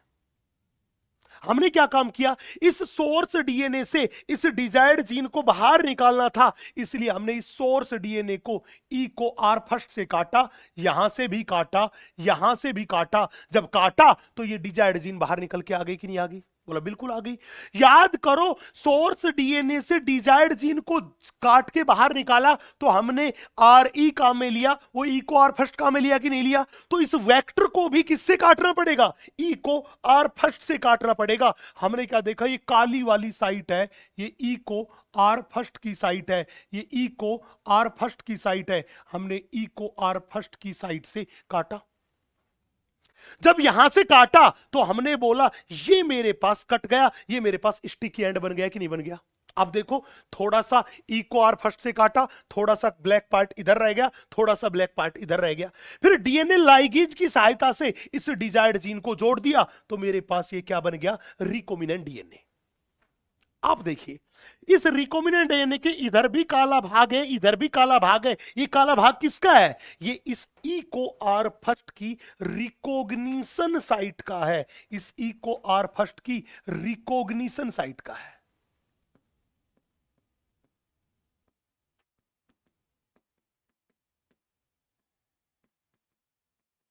इस ई को आर फर्स्ट की रिकॉग्निशन साइट का है, रिकॉग्निशन साइट का है। तो बड़े ध्यान से बड़े इत्मीनान से बात समझिएगा। जब भी कोई कहे कि बताओ क्लोनिंग साइट क्या होती है, हमने बोला क्लोनिंग साइट वो जगह होती है जहां पर डिजायर्ड जीन को जोड़ा जाता है। क्लोनिंग साइट वो जगह होती है जहां पर डिजायर्ड जीन को वेक्टर के साथ जोड़ा जाता है। और वेक्टर के साथ कहां पे जोड़ा जाता है? आप कहोगे रेस्ट्रिक्शन एंडोन्यूक्लियस की रिकॉग्निशन साइट वाली जगह से काट के और फिर जोड़ा जाता है। तो मैं कह दूं कि क्लोनिंग साइट कोई नई चीज नहीं है। क्लोनिंग साइट एग्जैक्टली में रेस्ट्रिक्शन एंडोन्यूक्लियस की रिकॉग्निशन साइट ही है, जहां पर किसको इंसर्ट किया जाता है? डिजायर्ड जीन को इंसर्ट किया जाता है और फिर क्या बनाया जाता है? रिकॉम्बिनेंट डीएनए बनाया जाता है। इसे ही क्या बोलते हैं? इसे ही बोलते हैं क्लोनिंग साइट। अब ध्यान रखना, एक वेक्टर जो होता है, उस एक वेक्टर के पास, एक वेक्टर्स के पास एक से ज्यादा रिकॉग्निशन साइट और क्लोनिंग साइट हो सकती है, लेकिन एक रेस्ट्रिक्शन एंडोन्यूक्लियस के लिए केवल एक ही रेस्ट्रिक्शन साइट होनी चाहिए। तो हमने बोला कि ऐसा प्लाज्मिड या ऐसा वेक्टर जिसके पास कई सारी क्लोनिंग साइट है लेकिन एक रेस्ट्रिक्शन एंडोन्यूक्लियस की केवल एक साइट है, वही मेरे पास बेस्ट वेक्टर है, वही मेरे पास बेस्ट वेक्टर है। अगर किसी वेक्टर के पास एक ही रेस्ट्रिक्शन एंडोन्यूक्लियस की एक से ज्यादा रिकॉग्निशन साइट होगी तो ध्यान रखना, इस केस में रिकॉम्बिनेंट डीएनए बनाने में बहुत दिक्कत आएगी, मतलब ये एक अच्छा वेक्टर नहीं होगा। यस, ठीक है जी। अब हम थोड़ा सा आगे बढ़ते, देखिएगा। सवाल था, सर क्या आप वेक्टर का कोई एग्जाम्पल बता सकते हैं? हमने कहा हां, वेक्टर का एग्जाम्पल बता सकते हैं। अपने पास वेक्टर का एग्जाम्पल है PBr322। एग्जैक्टली में अपने पास ये PBr322 एक आर्टिफिशियल प्लाज्मिड है जिसको लैब में बनाया गया था, और इसका उपयोग जो किया जाता है वो बैक्टीरिया में जीन ट्रांसफर में किया जाता है, अरे हां कि ना। अब इसकी फुल फॉर्म क्या है? P for plasmid, B for Bolivar, R for Rodriguez and 322 random number है। मतलब बोलीवर एंड रोड्रिगीज नाम के साइंटिस्ट ने अपनी लैब में इस प्लाज्मिड को बनाया था। ये एक आर्टिफिशियली सिंथेसाइज्ड प्लाज्मिड है जिसकी स्ट्रक्चर ये रही। अगर पूछे कि बताओ इस प्लाज्मिड में टोटल रिकॉग्निशन साइट, तो अगर कोई कहे कि बताओ इसमें total recognition site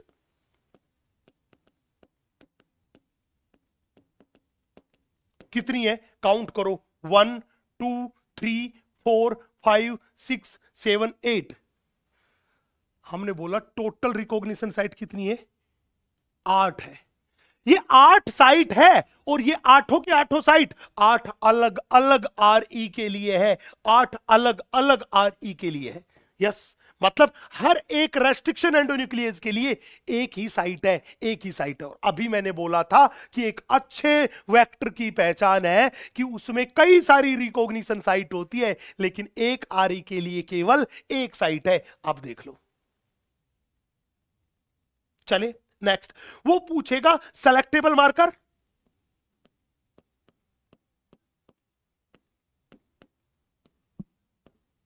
selectable marker gene वो कौन सी है?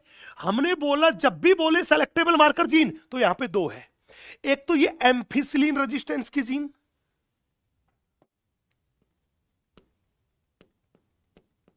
और दूसरी ये रही टेट्रासाइक्लिन रेजिस्टेंस की जीन। ये दोनों की दोनों सेलेक्टेबल मार्कर की जीन है। अब ध्यान रखना, एम्फिसिलिन रेजिस्टेंस की जीन पे 2 रेस्ट्रिक्शन एंडोन्यूक्लियस की साइट है, एक तो PVU फर्स्ट की है एंड दूसरा PST फर्स्ट की है। इन दोनों की साइट किस पे है? एम्फिसिलिन रेजिस्टेंस की जीन पे है।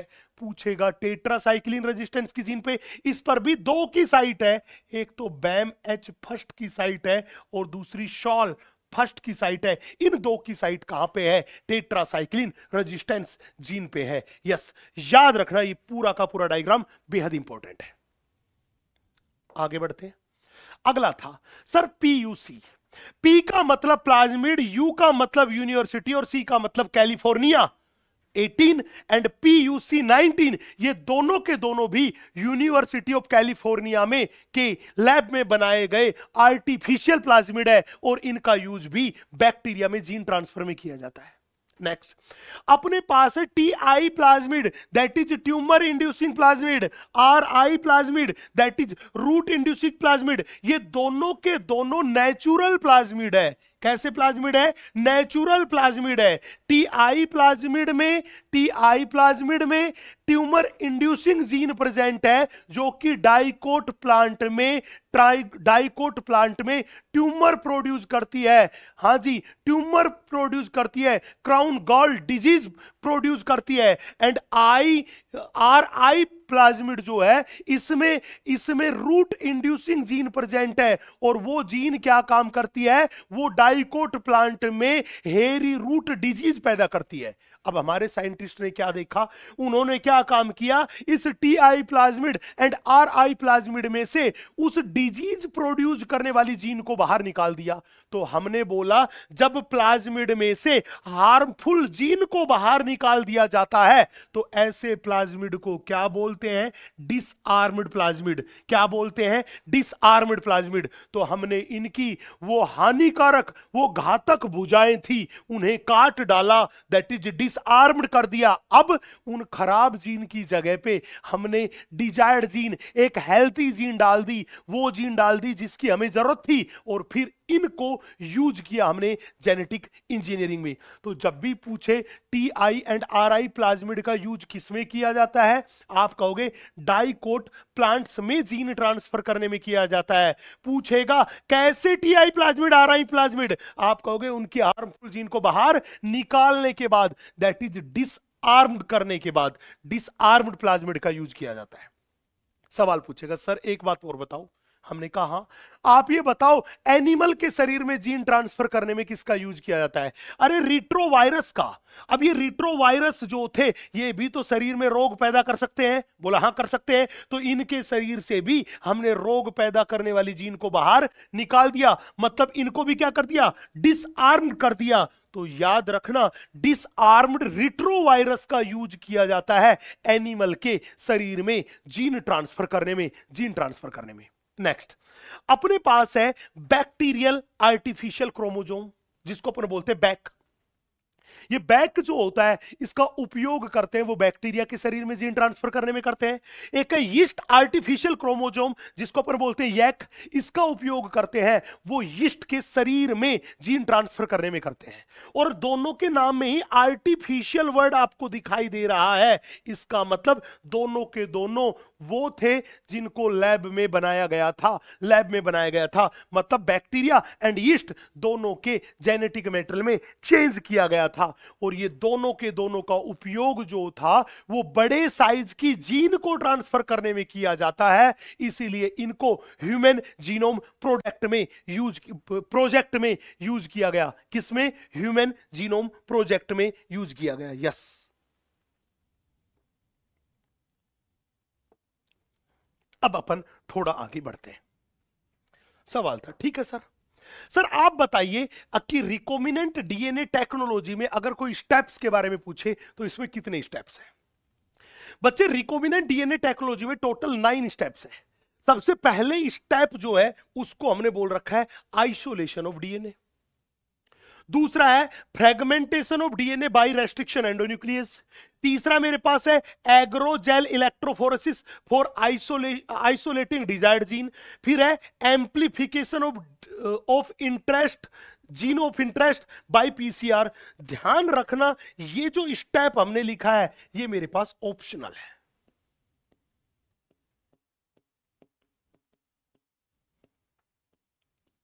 ये मेरे पास कैसा है, ऑप्शनल है। मतलब अगर हमारे पास जो डीएनए है उस डीएनए का अमाउंट बहुत बहुत कम है तभी हमें पीसीआर करने की जरूरत है। अगर सफिशिएंट अमाउंट में डीएनए है तो फिर हमें पीसीआर करने की जरूरत नहीं है। Next, ligation of desired DNA fragment into vector, that is recombinant DNA का फॉर्मेशन करना। Next, insertion of recombinant DNA into host cell और host organism, that is cloning के लिए डालना। Next, selection of the cell having DNA that is transformant with recombinant का selection करना, और इसी में हमें यूज करना होगा सेलेक्टेबल मार्कर्स का। Next, obtaining the foreign gene products, and सबसे लास्ट में मेरे पास आता है डाउनस्ट्रीम प्रोसेसिंग, डाउनस्ट्रीम प्रोसेसिंग। चलिए वन बाय वन करके बात करते हैं। सबसे पहले बात करता है आइसोलेशन ऑफ डीएनए। मान लीजिए बेटा डीएनए का आइसोलेशन हमें बैक्टीरिया की सेल से करना है। किससे करना है, डीएनए का आइसोलेशन हमें बैक्टीरिया की सेल से करना है। तो हमने क्या काम किया, हमने ये एक टेस्ट ट्यूब ली और इस टेस्ट ट्यूब में बैक्टीरिया की सेल ली। इस बैक्टीरिया की सेल में देखना ये ब्लू वाली जो है ये बैक्टीरिया की सेल वॉल है, रेड वाली जो है ये सेल मेम्ब्रेन है, और ये अंदर ब्लैक वाला है ये है डीएनए। तो इस डीएनए को हमें बाहर निकालना है तो सबसे पहले सेल वॉल को तोड़ना पड़ेगा। आपने कहा बिल्कुल, सेल वॉल को तोड़ना पड़ेगा। और अगर सेल वॉल को तोड़ना पड़ेगा तो सबसे पहले सेल वॉल को तोड़ने के लिए हमने यहां पे अप्लाई किया, लगाया लाइसोजाइम एंजाइम। ये लाइसोजाइम एंजाइम किसको तोड़ेगा? ये सेल वॉल को तोड़ेगा। फिर हमने किसे तोड़ना था? सेल मेम्ब्रेन को तोड़ना था। सेल मेम्ब्रेन को तोड़ने के लिए हमने यहां पे डाल दिया, वो डाल दिया लाइगेज एंजाइम। याद करो, सेल मेम्ब्रेन का मुख्य भाग क्या होता है? लिपिड होता है। इसलिए सेल मेम्ब्रेन को तोड़ने के लिए क्या डाल दिया? Lipase enzyme. अब हमने बोला लाइसोजाइम ने सेल वॉल को तोड़ना शुरू किया, लाइपेज एंजाइम ने सेल मेम्ब्रेन को तोड़ना शुरू किया। फिर हमने क्या काम किया? इसका सेंट्रीफ्यूगेशन किया, इसको मशीन में डाल के बहुत तेजी से ऐसे ऐसे घुमाया। जब बहुत तेजी से घुमाया तो ये cell wall and cell membrane के छोटे छोटे टुकड़े इसके पेंदे में जाके बॉटम में जाके सेटल्ड हो गए। फिर क्या हुआ? अब इस सेल का सारा साइटोप्लाज्म बाहर है। उस साइटोप्लाज्म में प्रोटीन भी मिलेगा, उस साइटोप्लाज्म में आरएनए भी मिलेगा, उस साइटोप्लाज्म में हमारा ये गोल मटोल डीएनए भी मिलेगा। लेकिन हमें बाहर क्या निकालना है? डीएनए। मतलब हमें इस आरएनए को भी खत्म करना पड़ेगा, इस प्रोटीन को भी खत्म करना पड़ेगा, तोड़ना पड़ेगा। तभी तो हमारे पास क्या दिखाई देगा? हमें डीएनए दिखाई देगा। तो हमने क्या काम किया? इस आरएनए को तोड़ने के लिए यहां पे मिला दिया आरएनएज एंजाइम। इस प्रोटीन को तोड़ने के लिए हमने मिला दिया प्रोटीएज एंजाइम।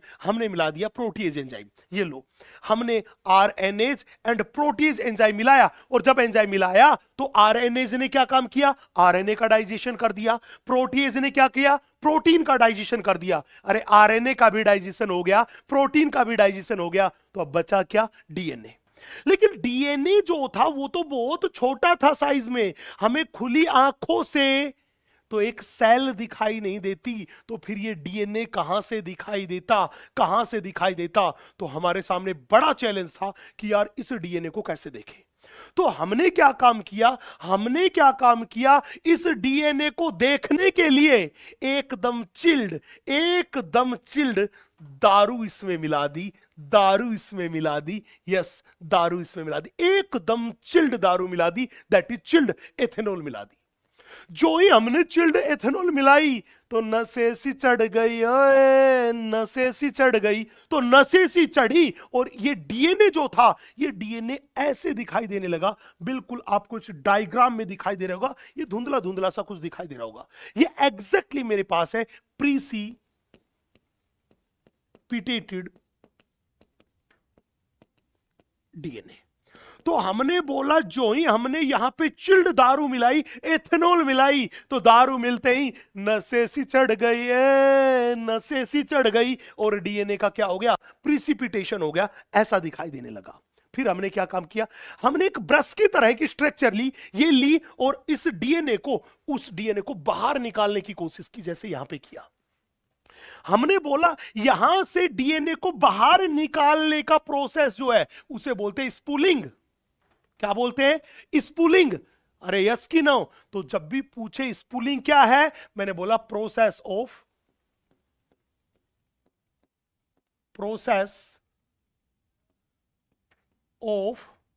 Removal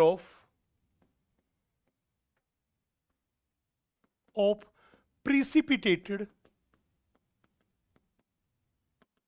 DNA. बेटा प्रिसिपिटेटेड डीएनए को रिमूव करने का, सेपरेट करने का, बाहर निकालने का, सेपरेट आउट करने का ये जो प्रोसेस है, इसे ही क्या बोलते हैं? स्पूलिंग बोलते हैं। हमने ऐसे करके डीएनए को क्या निकाल लिया? बाहर निकाल लिया। अब पहला काम हमने कर लिया, सेल से डीएनए को बाहर निकाल लिया। अब क्या था भैया? डीएनए को बाहर निकाल लिया, ये हमने बाहर निकाला वो डीएनए है। हमने बोला ये बाहर निकाला वो डीएनए है, और इस बाहर निकाले हुए डीएनए के अंदर हमने मान लिया ये जो लाल कलर से मैंने बना दी, मान लीजिए ये हमारी डिजायर्ड जीन है। ये वो जीन है जिसका हमें प्रोडक्ट चाहिए या जिसकी हमें कॉपी तैयार करनी है, ये मेरे पास डिजायर्ड जीन है। तो हम क्या काम करें? अब बारी थी कि अपने को इस डीएनए को काटना है। तो हमने क्या काम किया? इस डीएनए को छोटे छोटे टुकड़ों में काटा। किसकी हेल्प से काटा? हमने बोला डीएनए को छोटे छोटे टुकड़ों में काटा। किसकी सहायता से? आरई की सहायता से। मान लीजिए वो आरई मेरे पास है, वो बैम एच फर्स्ट है। बैम एच फर्स्ट नाम का रेस्ट्रिक्शन एंडोन्यूक्लियस था, जिसकी सहायता से हमने इस डीएनए को छोटे छोटे टुकड़ों में काट लिया। ये डीएनए के छोटे छोटे टुकड़े हो गए। अब डीएनए के बहुत सारे छोटे छोटे टुकड़े हो गए। अब हमारे लिए जरूरी था कि हमें इन छोटे छोटे टुकड़ों में उस टुकड़े को छांटना था जिसमें हमारी ये डिजायर्ड जीन थी, जिसमें हमारी ये डिजायर्ड जीन उपस्थित थी। हमें डीएनए के उस छोटे से टुकड़े को पहचानना था। हमने बोला कि हमने यहां लाल रंग से बना दिया, हमें इस टुकड़े को पहचानना था। अब डीएनए के इतने सारे टुकड़ों में से इस छोटे से टुकड़े को ढूंढना तो बिल्कुल घास के ढेर में से सुई को ढूंढने जैसा था, बड़ा मुश्किल था। तो उसके लिए हमने क्या काम किया? हमने बोला कि हमें किसी भी तरीके से डिजायर्ड डीएनए सेगमेंट को अलग करना है, अलग करना है, आइसोलेट करना है यहां से। उसके लिए हमने क्या काम किया? हमने एग्रोज जेल इलेक्ट्रोफोरेसिस किया ताकि हम डिजायर्ड जीन को क्या कर सके? आइसोलेट कर सके। बोला सर इसमें क्या काम करते हैं? बेटा एग्रोज जेल इलेक्ट्रोफोरेसिस में ये एक एग्रोज जेल प्लेट होती है। इस एग्रोज जेल प्लेट में एग्रोज जेल भरा होता है और वो एग्रोज जेल जो है उसमें होता है 1% एग्रोज का सॉल्यूशन। क्या होता है? 1% एग्रोज का सॉल्यूशन। सवाल था सर ये एग्रोज है क्या?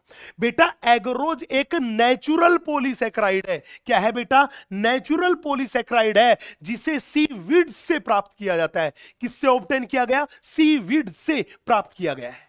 अब ये एग्रोज जेल प्लेट में, ये एग्रोज जो जेल है उसमें बहुत सारे छोटे छोटे छोटे छोटे होल्स होते हैं और उन होल्स में सीविंग इफेक्ट के द्वारा डीएनए मूवमेंट करता है। डीएनए मूवमेंट करता है। बोला सर पूरा प्रोसेस कैसे हुआ? बड़े ध्यान से देखना। हमने बोला इस एग्रोज जेल प्लेट में एग्रोज जेल भरा हुआ है और एग्रोज जेल किससे बना? 1% एग्रोज का सॉल्यूशन है और एग्रोज एक नेचुरल पॉलीसैकेराइड है जिसे सीवीड से प्राप्त किया जाता है। इस एग्रोज जेल का एक साइड जो है वो कैथोड इलेक्ट्रोड, नेगेटिव वाला इलेक्ट्रोड कैथोड से जुड़ा हुआ है, दूसरा साइड पॉजिटिव वाले इलेक्ट्रोड एनोड से जुड़ा हुआ है। हमने क्या काम किया? हमने बोला कि आप देखिए कैथोड की तरफ आपको यहां पे कुछ गड्ढे दिखाई दे रहे हैं जिनको बोलते हैं वो बोलते वेल्स। एग्जैक्टली में हुआ क्या? यहां पे देखो, हमने यहां पे डीएनए के ये छोटे छोटे छोटे छोटे टुकड़े लिए। बोला हाँ, ये टुकड़ा जो था, ये जो सैंपल था, इस सैंपल को एग्जैक्टली में इस वेल्स में ही लोड किया जाता है। अरे हाँ कि ना? तो हमने बोला हमने इस वेल्स में क्या किया? हम किया sample loading, sample loading site. तो जब भी बोले सैंपल लोडिंग साइट क्या है? हमने बोला सैंपल लोडिंग साइट जो थी, सैंपल को लोड करने की जो साइट थी वो क्या थी? अपने पास डीएनए सैंपल को लोड करने की साइट वो थी वेल्स। तो ध्यान रखना जब भी बोले डीएनए का सैंपल कहां पे लोड किया जाता है, आप कहोगे वेल्स में, और वेल्स किधर होते हैं? कैथोड की तरफ होते हैं। चले, जब डीएनए के सैंपल को लोड कर दिया तो और फिर हमने इलेक्ट्रिक फील्ड लगाया, तो याद करो डीएनए पे कैसा चार्ज है? Negative charge. अगर डीएनए पे नेगेटिव चार्ज है तो इलेक्ट्रिक फील्ड में वो किधर मूवमेंट करेगा? वो मूव करेगा एनोड की तरफ। कैसे मूव करेगा? एनोड की तरफ। एनोड की तरफ मूव करेगा। डीएनए के छोटे छोटे टुकड़े थे वो तेजी से मूवमेंट करेंगे और एनोड के सबसे नजदीक चले जाएंगे। तो हमने बोला स्मॉलेस्ट फ्रेगमेंट था वो एनोड के सबसे नजदीक रहेगा और लार्जेस्ट जो सबसे बड़े साइज के सेगमेंट रहेंगे वो एनोड से सबसे दूर रहेंगे। तो जब भी बोले कि बताओ एग्रोज जेल इलेक्ट्रोफोरेसिस में डीएनए के सेगमेंट किस ऑर्डर में अरेंज होते हैं? ऑर्डर ऑफ लेंथ और साइज के ऑर्डर में। तो हमने बोला एग्रोज जेल इलेक्ट्रोफोरेसिस में क्या हुआ? DNA segments are arranged in the order of length और साइज। तो हमने बोला इसमें क्या हुआ? हमने बोला DNA segments are arranged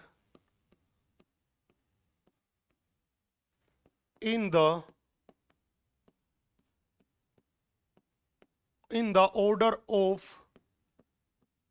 length और मैं कहूं साइज। ये लेंथ और साइज के ऑर्डर में अरेंज हो गए। सबसे छोटा किधर, एनोड के पास, और सबसे बड़ा किधर, एनोड से दूर। अब सवाल था सर डीएनए के सेगमेंट तो यहां पे अरेंज हो गए होंगे, लेकिन ये डीएनए के टुकड़े जो है ये हमें खुली हुई आंखों से दिखाई नहीं देते, ये हमें विजिबल लाइट में दिखाई नहीं देते। तो सवाल था अगर विजिबल लाइट में दिखाई ना देते तो हम क्या करें? बेटा इन्हें देखने के लिए हमें स्टेनिंग करनी पड़ेगी। तो ये डीएनए के सेगमेंट हमें विजिबल लाइट में दिखाई नहीं दे रहे थे, तो जब दिखाई नहीं दे रहे थे तो हमने इनको देखने के लिए क्या काम किया? हमने इनको देखने के लिए स्टेनिंग की। तो हमने बोला हमने सबसे पहले यहां पे डाई लाई। डाई कौन सी लाई? Ethidium bromide. तो हमने बोला फर्स्टली क्या काम किया? Firstly stained by ethidium bromide ETBr dye. हमने सबसे पहले ETBr डाई से इसको क्या किया? स्टेन किया। बोला स्टेन करने के बाद क्या दिखाई देने लगे? हमने कहा ना। स्टेन करने के बाद भी दिखाई नहीं दिया, तो फिर हमने क्या काम किया? हमने बोला स्टेन करने के बाद क्या काम किया? हमने इस पे यूवी लाइट डाली। तो हमने बोला expose to the UV light. हमने इस पे यूवी लाइट डाली। पहले हमने क्या काम किया? एथिडियम ब्रोमाइड डाई से स्टेन किया, उसके बाद इस पे क्या डाली? यूवी लाइट डाली। और जब यूवी लाइट डाली तो यूवी लाइट डालने के बाद क्या हुआ? हमने बोला ये डीएनए के टुकड़े जो थे यहां पे हमें ऑरेंज कलर्ड बैंड दिखाई दिए। तो हमने बोला orange colored bands are appeared। हमने बोला उसके बाद ऑरेंज कलर के बैंड्स अपीयर हुए। चले भैया हमने ऑरेंज कलर के बैंड दिखाई दिए। अब मान लीजिए आप वो ऑरेंज कलर का जो बैंड दिखाई दिया वो ये ऑरेंज कलर का बैंड था जिसमें हमारी डिजायर्ड जीन थी। तो हमने क्या काम किया? इस ऑरेंज कलर के बैंड जो था हमने बोला ये ऑरेंज कलर का बैंड दिखाई दिया। इस ऑरेंज कलर के बैंड में मान लीजिए हमारी डिजायर्ड जीन थी। तो हमने क्या काम किया? इस छोटे से रीजन को काटा और काट के और इसको क्या निकाल लिया? बाहर निकाल लिया। ये लीजिए काटा और काट के इस डिजायर्ड जीन को हमने क्या किया? बाहर निकाल लिया। ये लीजिए।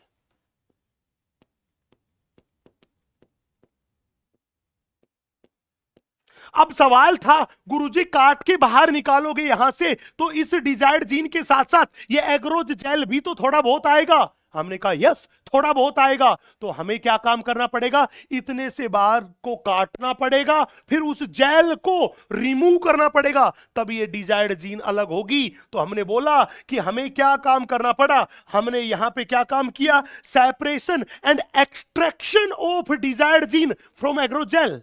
तो हमने बोला यहां क्या किया? हमने बोला separation and extraction of desired gene from gel. ये काम किया। इस प्रोसेस को अपन बोलते हैं इल्यूशन। इस प्रोसेस को अपन क्या बोलते हैं? इल्यूशन। तो जब भी बोले इल्यूशन क्या था तो आपने बोला कि डिजायर्ड जीन को एग्रोज जेल प्लेट से काट के अलग करना एंड एग्रोज जेल से सेपरेट करना, उस प्रोसेस को क्या बोलते हैं? इल्यूशन। इल्यूशन के द्वारा हमने डिजायर्ड जीन को क्या कर लिया? सेपरेट कर लिया। अब हमने बोला था इसके बाद क्या होगा? इसके बाद पीसीआर होगा। अगर इस डिजायर्ड जीन का साइज रहा बहुत बहुत छोटा तो हमें इसका एम्प्लीफिकेशन करना पड़ेगा। किसके द्वारा? पीसीआर के द्वारा। तो चलिए हमने मान लिया डिजायर्ड जीन का साइज बहुत बहुत छोटा था तो हमने पीसीआर किया, that is polymerase chain reaction. का उपयोग किया ताकि हम इस डिजायर्ड जीन की मल्टीपल कॉपीज तैयार कर सके। और मल्टीपल कॉपीज तैयार करने के लिए हमने पीसीआर मशीन का यूज किया। मतलब PCR that is polymerase chain reaction जो है वो एक इन विट्रो मल्टीप्लिकेशन का मेथड है। और ये पूरी की पूरी रिएक्शन जो होती है वो हाई टेम्परेचर पे होती है, हाई टेम्परेचर पे होती है। तो यहां पे एक ऐसा डीएनए पॉलीमरेज चाहिए जिसमें टेम्परेचर रेजिस्टेंस हो, जो थर्मो स्टेबल हो, हाई टेम्परेचर पर भी काम कर सके।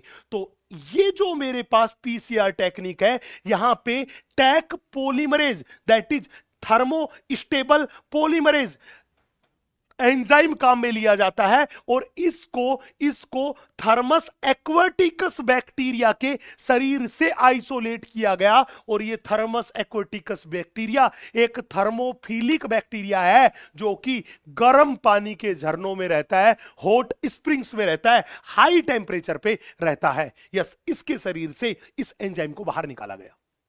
अब पूछेगा ठीक है सर, हमने बोला पीसीआर में इन विट्रो मल्टीप्लिकेशन किया गया एंड थर्मस एक्वाटिकस बैक्टीरिया का टैक पॉलीमरेज एंजाइम यूज किया गया। अब बताइए ये पीसीआर पॉलीमरेज चेन रिएक्शन है, इसमें कितने स्टेप है? बेटा इसमें टोटल 3 स्टेप है। इसका सबसे पहला स्टेप है डीनेचुरेशन। डीनेचुरेशन में इस डबल स्ट्रैंडेड डीएनए को 94 डिग्री सेंटीग्रेड पे सिंगल स्ट्रैंडेड डीएनए में कन्वर्ट किया जाता है। ये डबल स्ट्रैंडेड डीएनए था, इसको सिंगल स्ट्रैंडेड डीएनए में कन्वर्ट कर दिया। नेक्स्ट, इसका दूसरा स्टेप है एनिलिंग। इस एनिलिंग में क्या किया जाता है, ये सिंगल स्ट्रैंडेड डीएनए के 3 प्राइम पे, कौन से पार्ट पे? 3 प्राइम पे डीएनए प्राइमर को ऐड किया जाता है। और आपको बता दूं डीएनए प्राइमर एक छोटा सा न्यूक्लियोटाइड का सीक्वेंस है जो कि एक नॉन सीक्वेंस है क्योंकि उसे लैब में बनाया गया था। तो मैंने बोला डीएनए प्राइमर एक आर्टिफिशियली सिंथेसाइज्ड ओलिगोन्यूक्लियोटाइड है, दैट इज सिंथेटिक ओलिगोन्यूक्लियोटाइड है। और ये ओलिगोन्यूक्लियोटाइड कहां पर जुड़ता है? 3 प्राइम एंड पर जुड़ता है, 3 प्राइम एंड पर जुड़ता है। तो मैंने बोला कि एनिलिंग वो प्रोसेस था जिसमें 54 डिग्री सेंटीग्रेड टेम्परेचर पर सिंगल स्ट्रैंडेड डीएनए के 3 प्राइम पर एंड पर डीएनए प्राइमर को ऐड किया जाता है, इसे बोलते हैं एनिलिंग। तीसरा मेरे पास है, उसे बोलते हैं एक्सटेंशन या पॉलीमराइजेशन।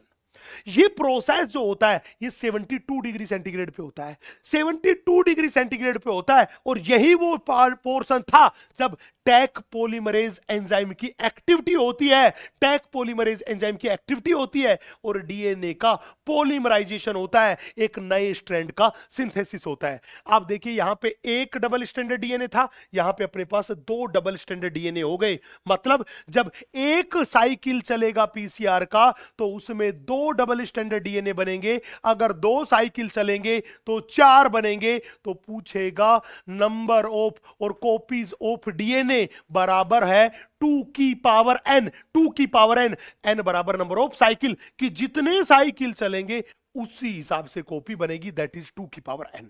ये पूरा का पूरा प्रोसेस था किसका? पीसीआर का। यस, आगे बढ़ते थोड़ा सा। अब सवाल था सर पीसीआर के द्वारा हमने क्या काम कर लिया?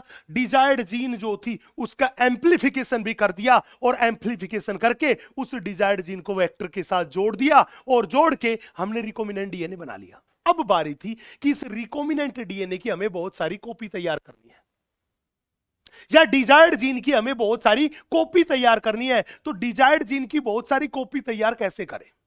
हमने बोला डिजायर्ड जीन की अगर कॉपी तैयार करनी है तो हम चाहे तो उस डिजायर्ड जीन को सीधे के सीधे होस्ट सेल के अंदर डाल सकते हैं, चाहे तो उस डिजायर्ड जीन को वेक्टर के साथ जोड़ के और फिर होस्ट सेल के अंदर डाल सकते हैं। तो सवाल था कि इंसर्शन ऑफ आरडीएनए और desired gene into the host, इसके अपने पास टोटल मिला के 2 मेथड है। कितने मेथड है? 2 मेथड है। एक मेरे पास है इनडायरेक्ट मेथड और दूसरा मेरे पास है डायरेक्ट मेथड। अपने पास 2 मेथड है, एक है इनडायरेक्ट मेथड और दूसरा है डायरेक्ट मेथड।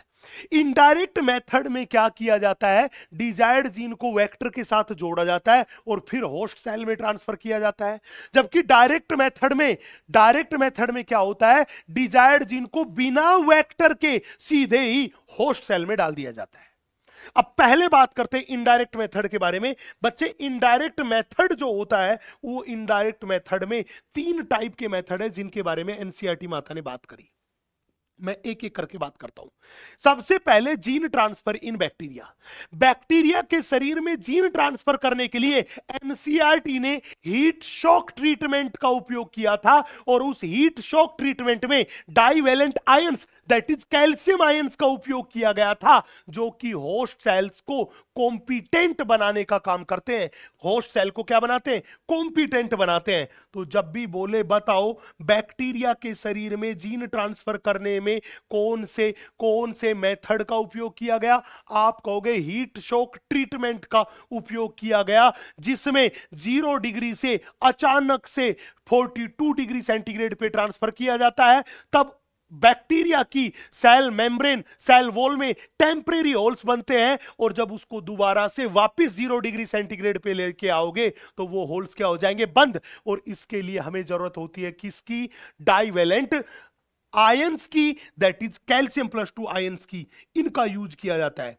पूछेगा कैल्शियम +2 आयंस क्या काम करते हैं? हमने बोला ये होस्ट सेल को कॉम्पिटेंट बनाते हैं फॉर अपटेकिंग ऑफ डीएनए। तो हमने बोला ये क्या काम करते हैं? हमने बोला they make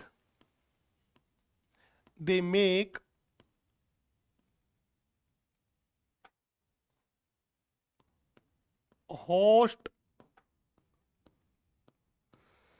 cells competent for uptaking DNA. ये डीएनए अपटेकिंग के लिए होस्ट सेल को कॉम्पिटेंट बनाने का काम करते हैं। कौन? Divalent ions. नेक्स्ट, ये कह रहा है जीन ट्रांसफर इन प्लांट।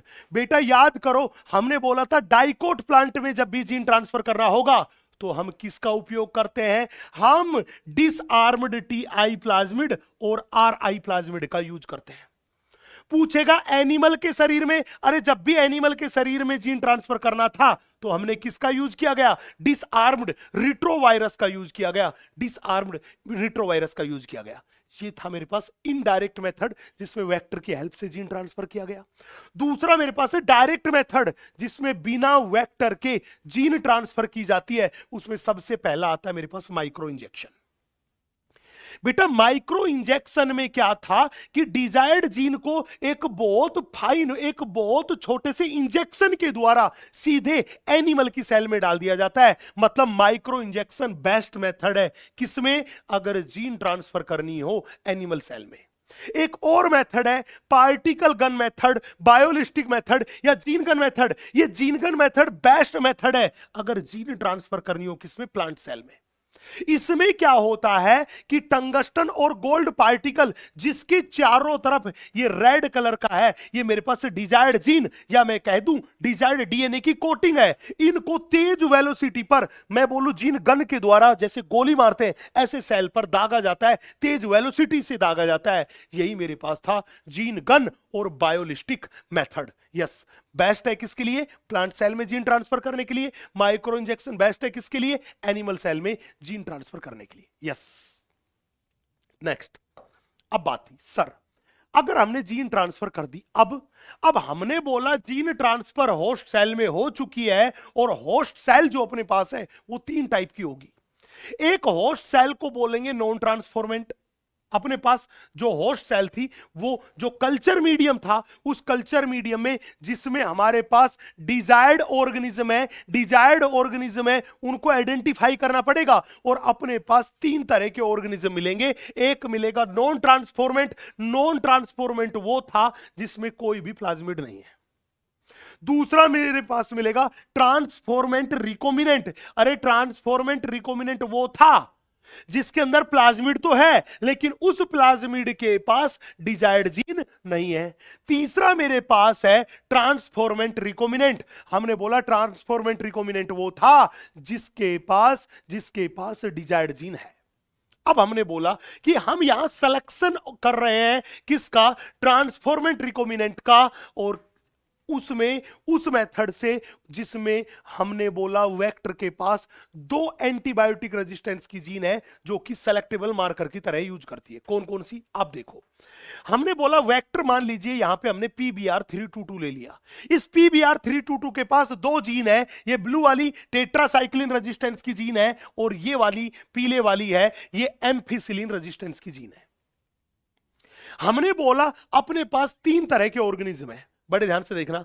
पहली तरह का ऑर्गेनिज्म जिसमें PBr322 नहीं है, दूसरी तरह का ऑर्गेनिज्म जिसमें PBr322 है लेकिन डिजायर्ड जीन नहीं है, तीसरी तरह का ऑर्गेनिज्म जिसमें PBr322 है और डिजायर्ड जीन भी है। अब देखो ये डिजायर्ड जीन कहां पे इंसर्ट की है, हमने बोला इस डिजायर्ड जीन को तो टेट्रासाइक्लिन रेजिस्टेंस की जीन जो थी उस जगह पे इंसर्ट किया। अब मेरे को बताओ, ये नीले वाली पूरी की पूरी जीन जो थी ये टेट्रासाइक्लिन रेजिस्टेंस की जीन थी, मतलब ये एक ऐसी प्रोटीन बना रही थी जो टेट्रासाइक्लिन एंटीबायोटिक के इफेक्ट को खत्म कर दे। तो अगर इस जीन के बीच में हमने डिजायर्ड जीन डाल दी तो बताओ क्या वो प्रोटीन अभी बन पाएगा?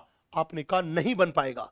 मतलब यहां पे अगर इस डायग्राम को देखें तो देखना ये टेट्रासाइक्लिन रेजिस्टेंस की जीन अब वो प्रोटीन नहीं बना पाएगी। क्यों? क्योंकि इस जीन वाली जगह पे, इस जीन के बीच में हमने किसको इंसर्ट कर दिया? डिजायर्ड जीन को इंसर्ट कर दिया। और जब किसी बाहरी जीन को, डिजायर्ड जीन को इंसर्ट करने की वजह से ये जीन क्या होगी? इनएक्टिव, तो इसको बोलते हैं इंसर्शनल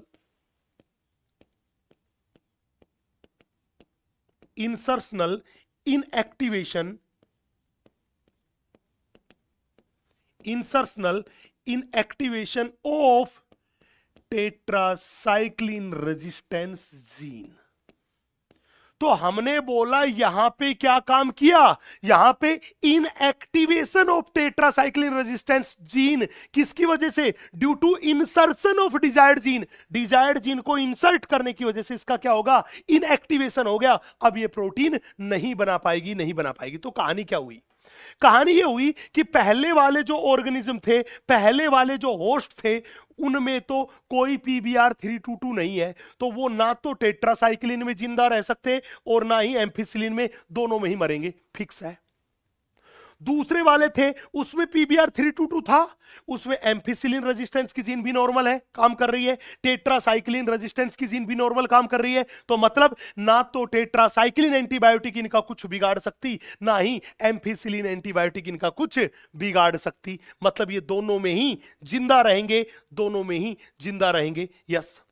तीसरा वाला देखना, ट्रांसफॉर्मेंट रिकॉम्बिनेंट। ये वो था जिसमें एम्फिसिलिन रेजिस्टेंस की जीन, देखिए एम्फिसिलिन रेजिस्टेंस की जीन, ये वाली जीन एम्फिसिलिन रेजिस्टेंस की जो जीन है वो तो एकदम नॉर्मल है, लेकिन टेट्रासाइक्लिन रेजिस्टेंस की जीन का क्या हो गया? Insertional inactivation. मतलब एम्फिसिलिन एंटीबायोटिक तो इनका कुछ भी नहीं बिगाड़ सकती, लेकिन टेट्रासाइक्लिन एंटीबायोटिक अगर आ गई तो ये बेचारे तड़फ तड़फ के मर जाएंगे। मतलब एम्फिसिलिन में तो जिंदा रहेंगे लेकिन टेट्रासाइक्लिन में मर जाएंगे। ये अपने पास तीन टाइप के ऑर्गेनिज्म है। अब हमारे पास तो भीड़ है, हमें इनके बारे में आइडिया भी है, लेकिन बाहर से तो सारे के सारे हम शक्ल है, एक जैसे दिखाई दे रहे हैं, हम कैसे पहचाने? हमने बोला भैया अगर इनको पहचानना है तो हमें इन एंटीबायोटिक का उपयोग करना पड़ेगा। तो हमने क्या काम किया? हमने एक मास्टर प्लेट ली और इस मास्टर प्लेट पे हमने क्या देखा कि ये मास्टर प्लेट ऐसी प्लेट थी जिस पर कोई भी एंटीबायोटिक प्रेजेंट नहीं थी, कोई भी एंटीबायोटिक नहीं थी। अरे जब कोई भी एंटीबायोटिक नहीं है तो ये तीनों ही टाइप के ऑर्गेनिज्म ने यहां बहुत तेजी से ग्रोथ किया। मतलब यहां पे तीन अलग अलग कॉलोनी बन गई और वो कॉलोनी बाहर से देखने में एक जैसी थी। अरे जब तीन अलग अलग कॉलोनी बन गई, एक कॉलोनी इसकी बनी होगी, एक कॉलोनी इसकी बनी होगी, एक कॉलोनी इसकी बनी होगी, और सारी कॉलोनी आप देख लो देखने में एक ही जैसी दिखाई दे रही है, तो साइंटिस्ट के दिमाग में घपला मच गया, घोचपोच हो गया कि भाई कैसे पहचानूं कि कौन सा ट्रांसफॉर्मेंट रिकॉम्बिनेंट है, अरे कौन से वो बैक्टीरिया है, वो होस्ट है जिसमें हमारी डिजायर्ड जीन है, हमें डिजायर्ड प्रोजेक्ट मिलेगा। ये तो मुश्किल हो गया। तो उसने क्या काम किया, इस मास्टर प्लेट की 2 रिप्लिका बनाई। एक रिप्लिका तो वो बनाई जिसमें एम्फिसिलिन एंटीबायोटिक थी, एक रिप्लिका वो बनाई जिसमें टेट्रासाइक्लिन एंटीबायोटिक थी। बोला सर ये काम कैसे किया, बड़े ध्यान से देखना। जब इसकी कॉपी बनाई मास्टर प्लेट की, तो इस एम्फिसिलिन कंटेनिंग मीडियम में हमने बोला ये तीनों की तीनों कॉलोनी ऐसे कैसे आ गई, यहां पे टेट्रासाइक्लिन कंटेनिंग मीडियम में ये तीनों की तीनों कॉलोनी ऐसे कैसे आ गई। बोला आ गई कि नहीं आ गई, आपने कहा बिल्कुल आ गई। हमने क्या देखा, इन बैक्टीरिया को इन प्लेट पे छोड़ दिया। कुछ समय बाद जब जाके देखा तो क्या देखा, हमने जब जाके देखा तो नोटिस किया कि ये पहली कॉलोनी के बैक्टीरिया जो थे ये इस एम्फिसिलिन वाली प्लेट पे मरने लग गए। पहली कॉलोनी के बैक्टीरिया इस एम्फिसिलिन वाली प्लेट पे मरने लग गए। जो ही पहली कॉलोनी के मरे तो हमने क्या देखा कि यार ये वाले बैक्टीरिया एम्फिसिलिन में क्या थे, जिंदा, ये वाले भी थे जिंदा। तो मर गया वो कौन सा मरा होगा, आपने बोला जो एम्फिसिलिन में मर गया होगा वो पक्का एनटी वाला होगा, नॉन ट्रांसफरमेंट वाला होगा। पता लगा कि नहीं लगा, बोला हाँ। तो हमने क्या कहा कि जो एम्फिसिलिन में मर गए वो तो जाए भाड़ में, जो बच गए वो कौन से थे, अरे बचे तो वही होंगे जिनमें PBr322 है, मतलब ट्रांसफॉर्मेंट टाइप के बच गए। तो ये बड़ा फेमस सा सवाल है कि एम्फिसिलिन एंटीबायोटिक जो थी वो किस लिए यूज की गई। तो आप देखोगे जब जीन को टेट्रासाइक्लिन वाली जगह पे इंसर्ट किया गया तो एम्फिसिलिन का यूज किया गया सिलेक्शन ऑफ ट्रांसफॉर्मेंट सेल में इसका उपयोग किया गया। चले भैया अपन आगे बढ़ते हैं। पूछेगा जब इसको स्टडी किया तो क्या पता चला, अरे जब इसको स्टडी किया तो पता चला कि ये ऊपर वाली कॉलोनी भी मर गई और ये नीचे जो थी इनमें से भी एक ऑर्गेनिज्म मर गया। तो हमने क्या देखा, दोनों में जो मर गया वो तो मेरे पास था एंटी, इन दोनों में से जो मर गया तो याद करो टेट्रासाइक्लिन में कौन मरेगा, जिसमें टेट्रासाइक्लिन का इंसर्शनल इनएक्टिवेशन हो गया, दैट इज ट्रांसफॉर्मेंट रिकॉम्बिनेंट।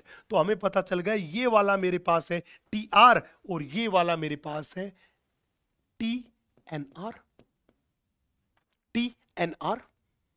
अब हमने क्या काम किया, ये जो रिजल्ट मिला इस रिजल्ट के हिसाब से हमने ऊपर वाली की लेबलिंग कर ली।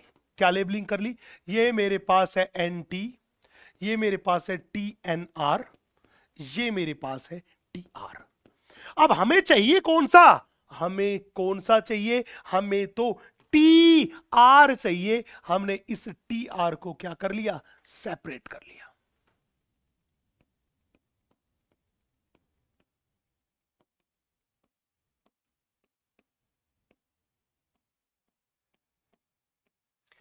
हमने इसको मास्टर प्लेट से सेपरेट कर लिया। यस, हमने बोल दिया ये बेकार के है, हमें तो ये कॉलोनी चाहिए। हमने इस कॉलोनी को सेपरेट कर लिया और अब इसी कॉलोनी का उपयोग करेंगे हम प्रोडक्ट प्रोड्यूस करने में, लार्ज स्केल पे प्रोडक्ट प्रोड्यूस करने में। यस, इसी का उपयोग करेंगे।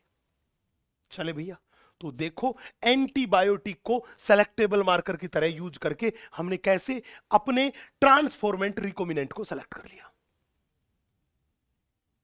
चले, अब दिक्कत थी कि जब 2 एंटीबायोटिक को सेलेक्टेबल मार्कर की जगह यूज कर रहे थे तो हमें पहले एक मास्टर प्लेट बनानी पड़ रही थी, मास्टर प्लेट की फिर 2 रिप्लिका बनानी पड़ रही थी, फिर दोनों रिप्लिकाओं को ढंग से स्टडी करना पड़ रहा था, तब जाके हम रिजल्ट तक पहुंच पा रहे थे, कंक्लूजन तक पहुंच पा रहे थे, ये पहचान पा रहे थे कि ट्रांसफॉर्मेंट रिकॉम्बिनेंट कौन सा है।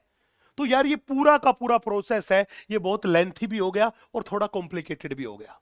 तो साइंटिस्ट बोले कि यार हमें कोई ना कोई एक दूसरा मेथड देखना पड़ेगा कि हमें यहां 3 प्लेट की जरूरत ना पड़े, मतलब मास्टर प्लेट के बाद ये 2 नई प्लेट रिप्लिका बनाने की जरूरत ना पड़े, एक ही प्लेट से हमारा काम चल जाए, एक ही बार में हम पहचान ले कि भैया कौन सा हमारा डिजायर्ड जीन वाला ऑर्गेनिज्म है, कौन सा हमारा ट्रांसफॉर्मेंट रिकॉम्बिनेंट ऑर्गेनिज्म है। ये बड़ी सी प्रॉब्लम साइंटिस्ट लोगों के सामने थी और इस प्रॉब्लम का सॉल्यूशन उन्हें निकालना था। तो बोले भैया कैसे करें? बोला करने का सीधा तरीका है, हमें एक नया मेथड लेके आना पड़ेगा। तो इसके लिए साइंटिस्ट लोगों ने एक नया मेथड चुना। क्या बोले? बोला भैया नया मेथड अपन ऐसा कर सकते हैं कि हम एक तो ले ले एंटीबायोटिक और एक ले ले लैक्जेड जीन। अगर एक एंटीबायोटिक और एक लैक्जेड जीन लेके और फिर हम एक्सपेरिमेंट करें तो हम ज्यादा सही से काम कर पाएंगे। बोला कैसे? बड़े ध्यान से देखो। हमने बोला यहां पे उसने एक नया वेक्टर लिया जिसमें एक तो देखो ये लैक्जेड जीन रही, एक एम्फिसिलिन एंटीबायोटिक रही, एक एंटीबायोटिक रही। यहां पे देखो ये लैक्जेड जीन है, ये एम्फिसिलिन एंटीबायोटिक है। पहले की तरह ही अपने पास तीन टाइप के ऑर्गेनिज्म है। एक ऑर्गेनिज्म वो जिसमें कोई भी प्लाज्मिड नहीं है, एक ऑर्गेनिज्म वो जिसमें प्लाज्मिड है, उसमें एम्फिसिलिन रेजिस्टेंस की जीन भी सही से काम कर रही है, लैक्जेड जीन भी सही से काम कर रही है, और तीसरा ऑर्गेनिज्म वो होगा जिसमें एम्फिसिलिन रेजिस्टेंस की जीन जो है, एम्फिसिलिन रेजिस्टेंस की जीन है वो तो सही से काम कर रही है, लेकिन लैक्जेड जीन जो थी, लैक्जेड जो जीन थी उसकी जगह पे हमने डिजायर्ड जीन को डाल दिया। अगर लैक्जेड जीन की जगह पे डिजायर्ड जीन को डाल दिया तो क्या ये लैक्जेड जीन अब बीटा गैलेक्टोसाइडेज एंजाइम बना पाएगी? आपने कहा नाना रे नाना रे नाना रे नाना रे, बिल्कुल नहीं बना पाएगी। मतलब क्या हो गया? इंसर्शनल इनएक्टिवेशन हो गया। Insertional inactivation, insertional inactivation of lacZ gene.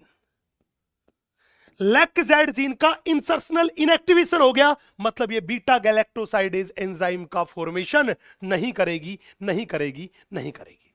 अब बड़े ध्यान से देखना, हमने बोला ये तीनों के तीनों टाइप के जो माइक्रो ऑर्गेनिज्म थे इसको हमने एक कल्चर मीडियम में ट्रांसफर किया, और इस कल्चर मीडियम में एम्फिसिलिन एंटीबायोटिक है। इसमें क्या है? एम्फिसिलिन एंटीबायोटिक है, एम्फिसिलिन एंटीबायोटिक है। चले, अब इसमें एम्फिसिलिन एंटीबायोटिक है। हमने क्या देखा? बड़े ध्यान से देखना, हमने क्या देखा? हमने ये देखा कि इसमें एम्फिसिलिन एंटीबायोटिक है, और जब हमने इन तीनों के तीनों टाइप के माइक्रो ऑर्गेनिज्म को यहां पे ट्रांसफर किया और कुछ दिनों बाद स्टडी किया तो इनमें से एक टाइप के माइक्रो ऑर्गेनिज्म की कॉलोनी जो थी वो खत्म हो गई। मतलब एक कॉलोनी के माइक्रो ऑर्गेनिज्म बैक्टीरिया जो थे वो मर गए। हमने कहा मर कौन से गए? हमने कहा पक्का मरेंगे तो वो जिसमें एम्फिसिलिन एंटीबायोटिक का रेजिस्टेंस नहीं होगा। ये भी एम्फिसिलिन में जिंदा रहेंगे, ये भी एम्फिसिलिन में जिंदा रहेंगे, मरेंगे तो यही। और जो ये मरे हमें पता चला गया कि भैया ये तो एंटी है जो मर गए।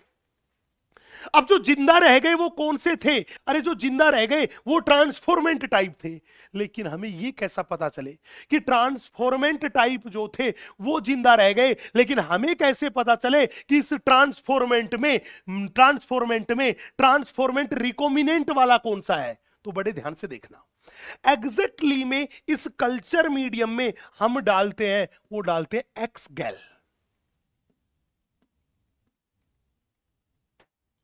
ये एक्स गैल जो होता है ये व्हाइट कलर का होता है। एक्स गैल का कलर कैसा होता है? व्हाइट कलर का होता है। ये एक्स गैल व्हाइट कलर का होता है, और इस एक्स गैल की क्या कहानी है कि इस एक्स गैल पे जो ही आके काम करेगा कौन सा एंजाइम? हमने बोला बीटा गैलेक्टोसाइडेज एंजाइम। कौन सा एंजाइम काम करेगा? जो ही इस पे काम करेगा बीटा गैलेक्टोसाइडेज एंजाइम काम करेगा। तो जो ही बीटा गैलेक्टोसाइडेज एंजाइम काम करेगा ये कैसा कलर देगा? हमने बोला ब्लू कलर। ये व्हाइट कैसे कलर में बदल जाएगा? ब्लू कलर में बदल जाएगा। और बीटा गैलेक्टोसाइडेज एंजाइम कहां से आएगा? लैक्जेड जीन से आएगा। तो हमें यह देखना था कि भैया अब जो बच गए जिसमें लैक्जेड जीन काम करेगी, इस वाले में काम करेगी, उसमें बीटा गैलेक्टोसाइडेज एंजाइम आएगा तो वो कैसा कलर की कॉलोनी बना लेगा? वो ब्लू कलर की बना लेगा। और जिसमें लैक्जेड जीन काम नहीं करेगी उसका रंग नहीं बदलेगा, वो व्हाइट का व्हाइट ही रहेगा। हमने ये चीज नोटिस किया। हमने क्या देखा? हमने देखा कि यहां पे बची हुई कॉलोनी में से एक कॉलोनी का रंग कैसा हो गया? ब्लू हो गया। हमने बोला जिस कॉलोनी का रंग ब्लू हो गया, तो ब्लू कब होता? जब बीटा गैलेक्टोसाइडेज एंजाइम इस एक्स गैल के व्हाइट कलर को बदलता, तभी तो ब्लू कलर आता। इसका मतलब कि यहां पे लैक-जेड जीन काम कर रही है, और लैक-जेड जीन काम कर रही है तो सीधी बात है, ये मेरे पास कैसा है? ये मेरे पास है ट्रांसफॉर्मेंट नॉन रिकॉम्बिनेंट है, ट्रांसफॉर्मेंट नॉन रिकॉम्बिनेंट है, तभी तो ब्लू कलर आया। नेक्स्ट, दूसरे में हमने देखा कि एक्सगेल का कलर जो था कैसा होता है? व्हाइट। हमने देखा एक कॉलोनी ऐसी है जिसके सारे के सारे ऑर्गेनिज्म जिंदा है और कलर कैसा है? व्हाइट। हमने बोला अगर कॉलोनी का कलर व्हाइट है तो व्हाइट एक ही शर्त पे होगा, जब बीटा गैलेक्टोसाइडेज एंजाइम का प्रोडक्शन नहीं हो रहा होगा, और अगर बीटा गैलेक्टोज का सिंथेसिस नहीं हो, गैलेक्टोसाइडेज का सिंथेसिस नहीं हो रहा, तो इसका मतलब लैक-जेड जीन काम नहीं कर रही, और लैक-जेड जीन काम नहीं कर रही। इसका मतलब ये मेरे पास है ट्रांसफॉर्मेंट रिकॉम्बिनेंट, ट्रांसफॉर्मेंट रिकॉम्बिनेंट। तो हमने क्या बोला कि हमने कॉलोनी के कलर के हिसाब से कि जिसका ब्लू कलर है वो ट्रांसफॉर्मेंट नॉन रिकॉम्बिनेंट है, जिसका व्हाइट कलर है वो ट्रांसफॉर्मेंट रिकॉम्बिनेंट है। इन्हीं को तो सेलेक्ट करना था, हमने आसानी से सेपरेट कर लिया। पिछली बार की तरह हमें दो अलग अलग प्लेट बनाने की जरूरत नहीं पड़ी, हमने एक ही प्लेट पर स्टडी करके और सेलेक्ट कर लिया किसको? ट्रांसफॉर्मेंट रिकॉम्बिनेंट को। इसलिए ध्यान रखना यह तरीका ज्यादा अच्छा है एज कंपेयर टू 2 एंटीबायोटिक। तो 2 एंटीबायोटिक को सेलेक्टेबल मार्कर की तरह यूज करें, उससे बेटर है कि हम एक एंटीबायोटिक एंड एक लैक-जेड जीन को सेलेक्टेबल मार्कर की तरह यूज करें। यस, चले भैया, आगे की बात थी। सवाल था सर अब क्या काम करें? बेटा हमने डिजायर्ड ऑर्गेनिज्म को सेलेक्ट कर लिया, अब बात थी कि डिजायर्ड ऑर्गेनिज्म तो आ गए, लेकिन हमें उन ऑर्गेनिज्म को लार्ज स्केल पे ग्रोथ करानी पड़ेगी ताकि हम बहुत ज्यादा अमाउंट में प्रोडक्ट प्रोड्यूस कर सके। इसके लिए हम बायोरिएक्टर्स का यूज करते हैं। किसका यूज करते हैं? बायोरिएक्टर्स का।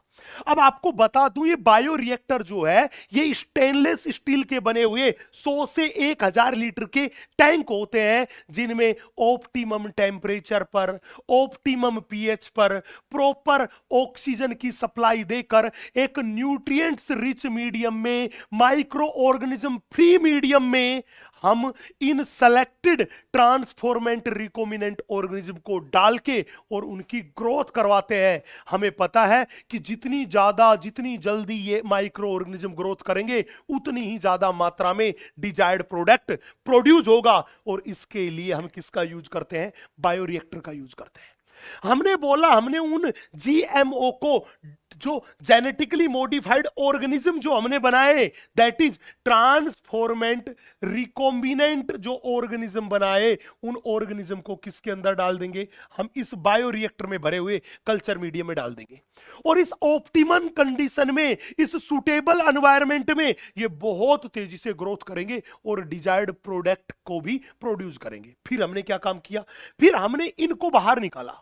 बाहर निकाल के ये जो ट्रांसफॉर्मेंट रिकॉम्बिनेंट ऑर्गेनिज्म जो था, इनको यहां से लिया और इनमें से हमने क्या काम किया? प्रोडक्ट को सेपरेट किया। हमने बोला यहां पे जब प्रोडक्ट्स का बायोसिंथेसिस हो गया तो हमने प्रोडक्ट को क्या किया? सेपरेट किया। सेपरेट करके उस प्रोडक्ट का क्या किया? प्यूरिफिकेशन किया।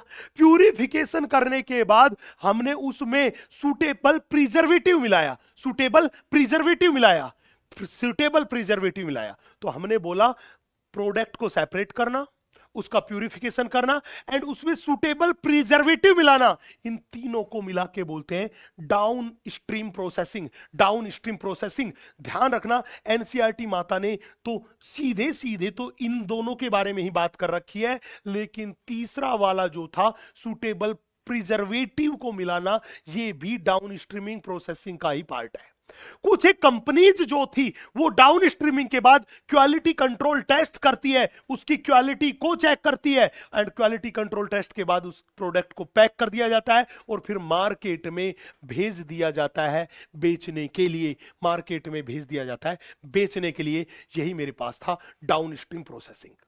अब सवाल था गुरुजी, यहां पे आपने बोला कि प्रोडक्ट को लार्ज स्केल पे प्रोड्यूस करने के लिए हमने ट्रांसफॉर्मेंट रिकॉम्बिनेंट जो ऑर्गेनिज्म थे, दैट इज जीएमओ थे, उनको बायोरिएक्टर में ऑप्टिमल कंडीशन में, ऑप्टिमल एनवायरनमेंट में हमने ग्रोथ कराया ताकि डिजायर्ड प्रोडक्ट प्रोड्यूस कर सके। हमने कहा अब बताओ ये बायोरिएक्टर कितने टाइप के होते हैं? बच्चे, बायोरिएक्टर जो अपने पास है वो दो टाइप के हैं। एनसीईआरटी माता ने बात किया है, एक सिंपल स्टीयर्ड टैंक बायोरिएक्टर है जो कि मोस्ट कॉमन टाइप का बायोरिएक्टर है, एंड दूसरा स्पार्ज्ड स्टीयर्ड टैंक बायोरिएक्टर है। स्पार्ज्ड स्टीयर्ड टैंक बायोरिएक्टर है। बोला सर ठीक है, चले भैया, दोनों के डायग्राम बाकायदा एनसीईआरटी में गिवन है। इसका जो बॉटम होता है वो होता है कर्विड, इसका बॉटम जो होता है वो होता है फ्लैट। यहां पे एयर को प्रेशर के साथ दिया जाता है, जबकि यहां पे स्टीराइल एयर जो थी वो बबल्स की फॉर्म में जाती है, क्योंकि यहां पे ऊपर स्पार्चर लगा हुआ है, और जब बबल की फॉर्म में एयर जाएगी तो इसका ऑक्सीजन ट्रांसफर एरिया बढ़ जाएगा, ऑक्सीजन ट्रांसफर एरिया बढ़ जाएगा। इन दोनों डायग्राम्स को ढंग से देख लो, पहचान में आने चाहिए। यस, तभी तुम बताओगे कौन सा सिंपल स्टीयर्ड टैंक है और कौन सा स्पार्ज्ड स्टीयर्ड टैंक बायोरिएक्टर है। और यहीं पे जाके ये बायोटेक्नोलॉजी वाला जो पोर्शन था, हमने इसके ईच एंड एवरी कंसेप्ट को, एनसीईआरटी माता की ईच एंड एवरी कंसेप्ट को बिल्कुल फिनिश कर दिया, डिस्कस कर लिया है। सारी की सारी चीजें बड़ी ही आसान तरीके से बताई गई है। अब अगर आप एनसीईआरटी पढ़ेंगे या क्विक रिवाइज करेंगे तो सारी की सारी बातें दिमाग में छप जाएगी, दिल में उतर जाएगी और मस्त मस्त दो नैनों में चमक जाएगी। तो चलिए रसगुल्ला आर्मी, हम मिलेंगे आप लोगों से एक नया चैप्टर लेकर जल्द ही। तब तक के लिए आप सभी खुश रहें, सुरक्षित रहें। जय Hind. Thank you very much guys.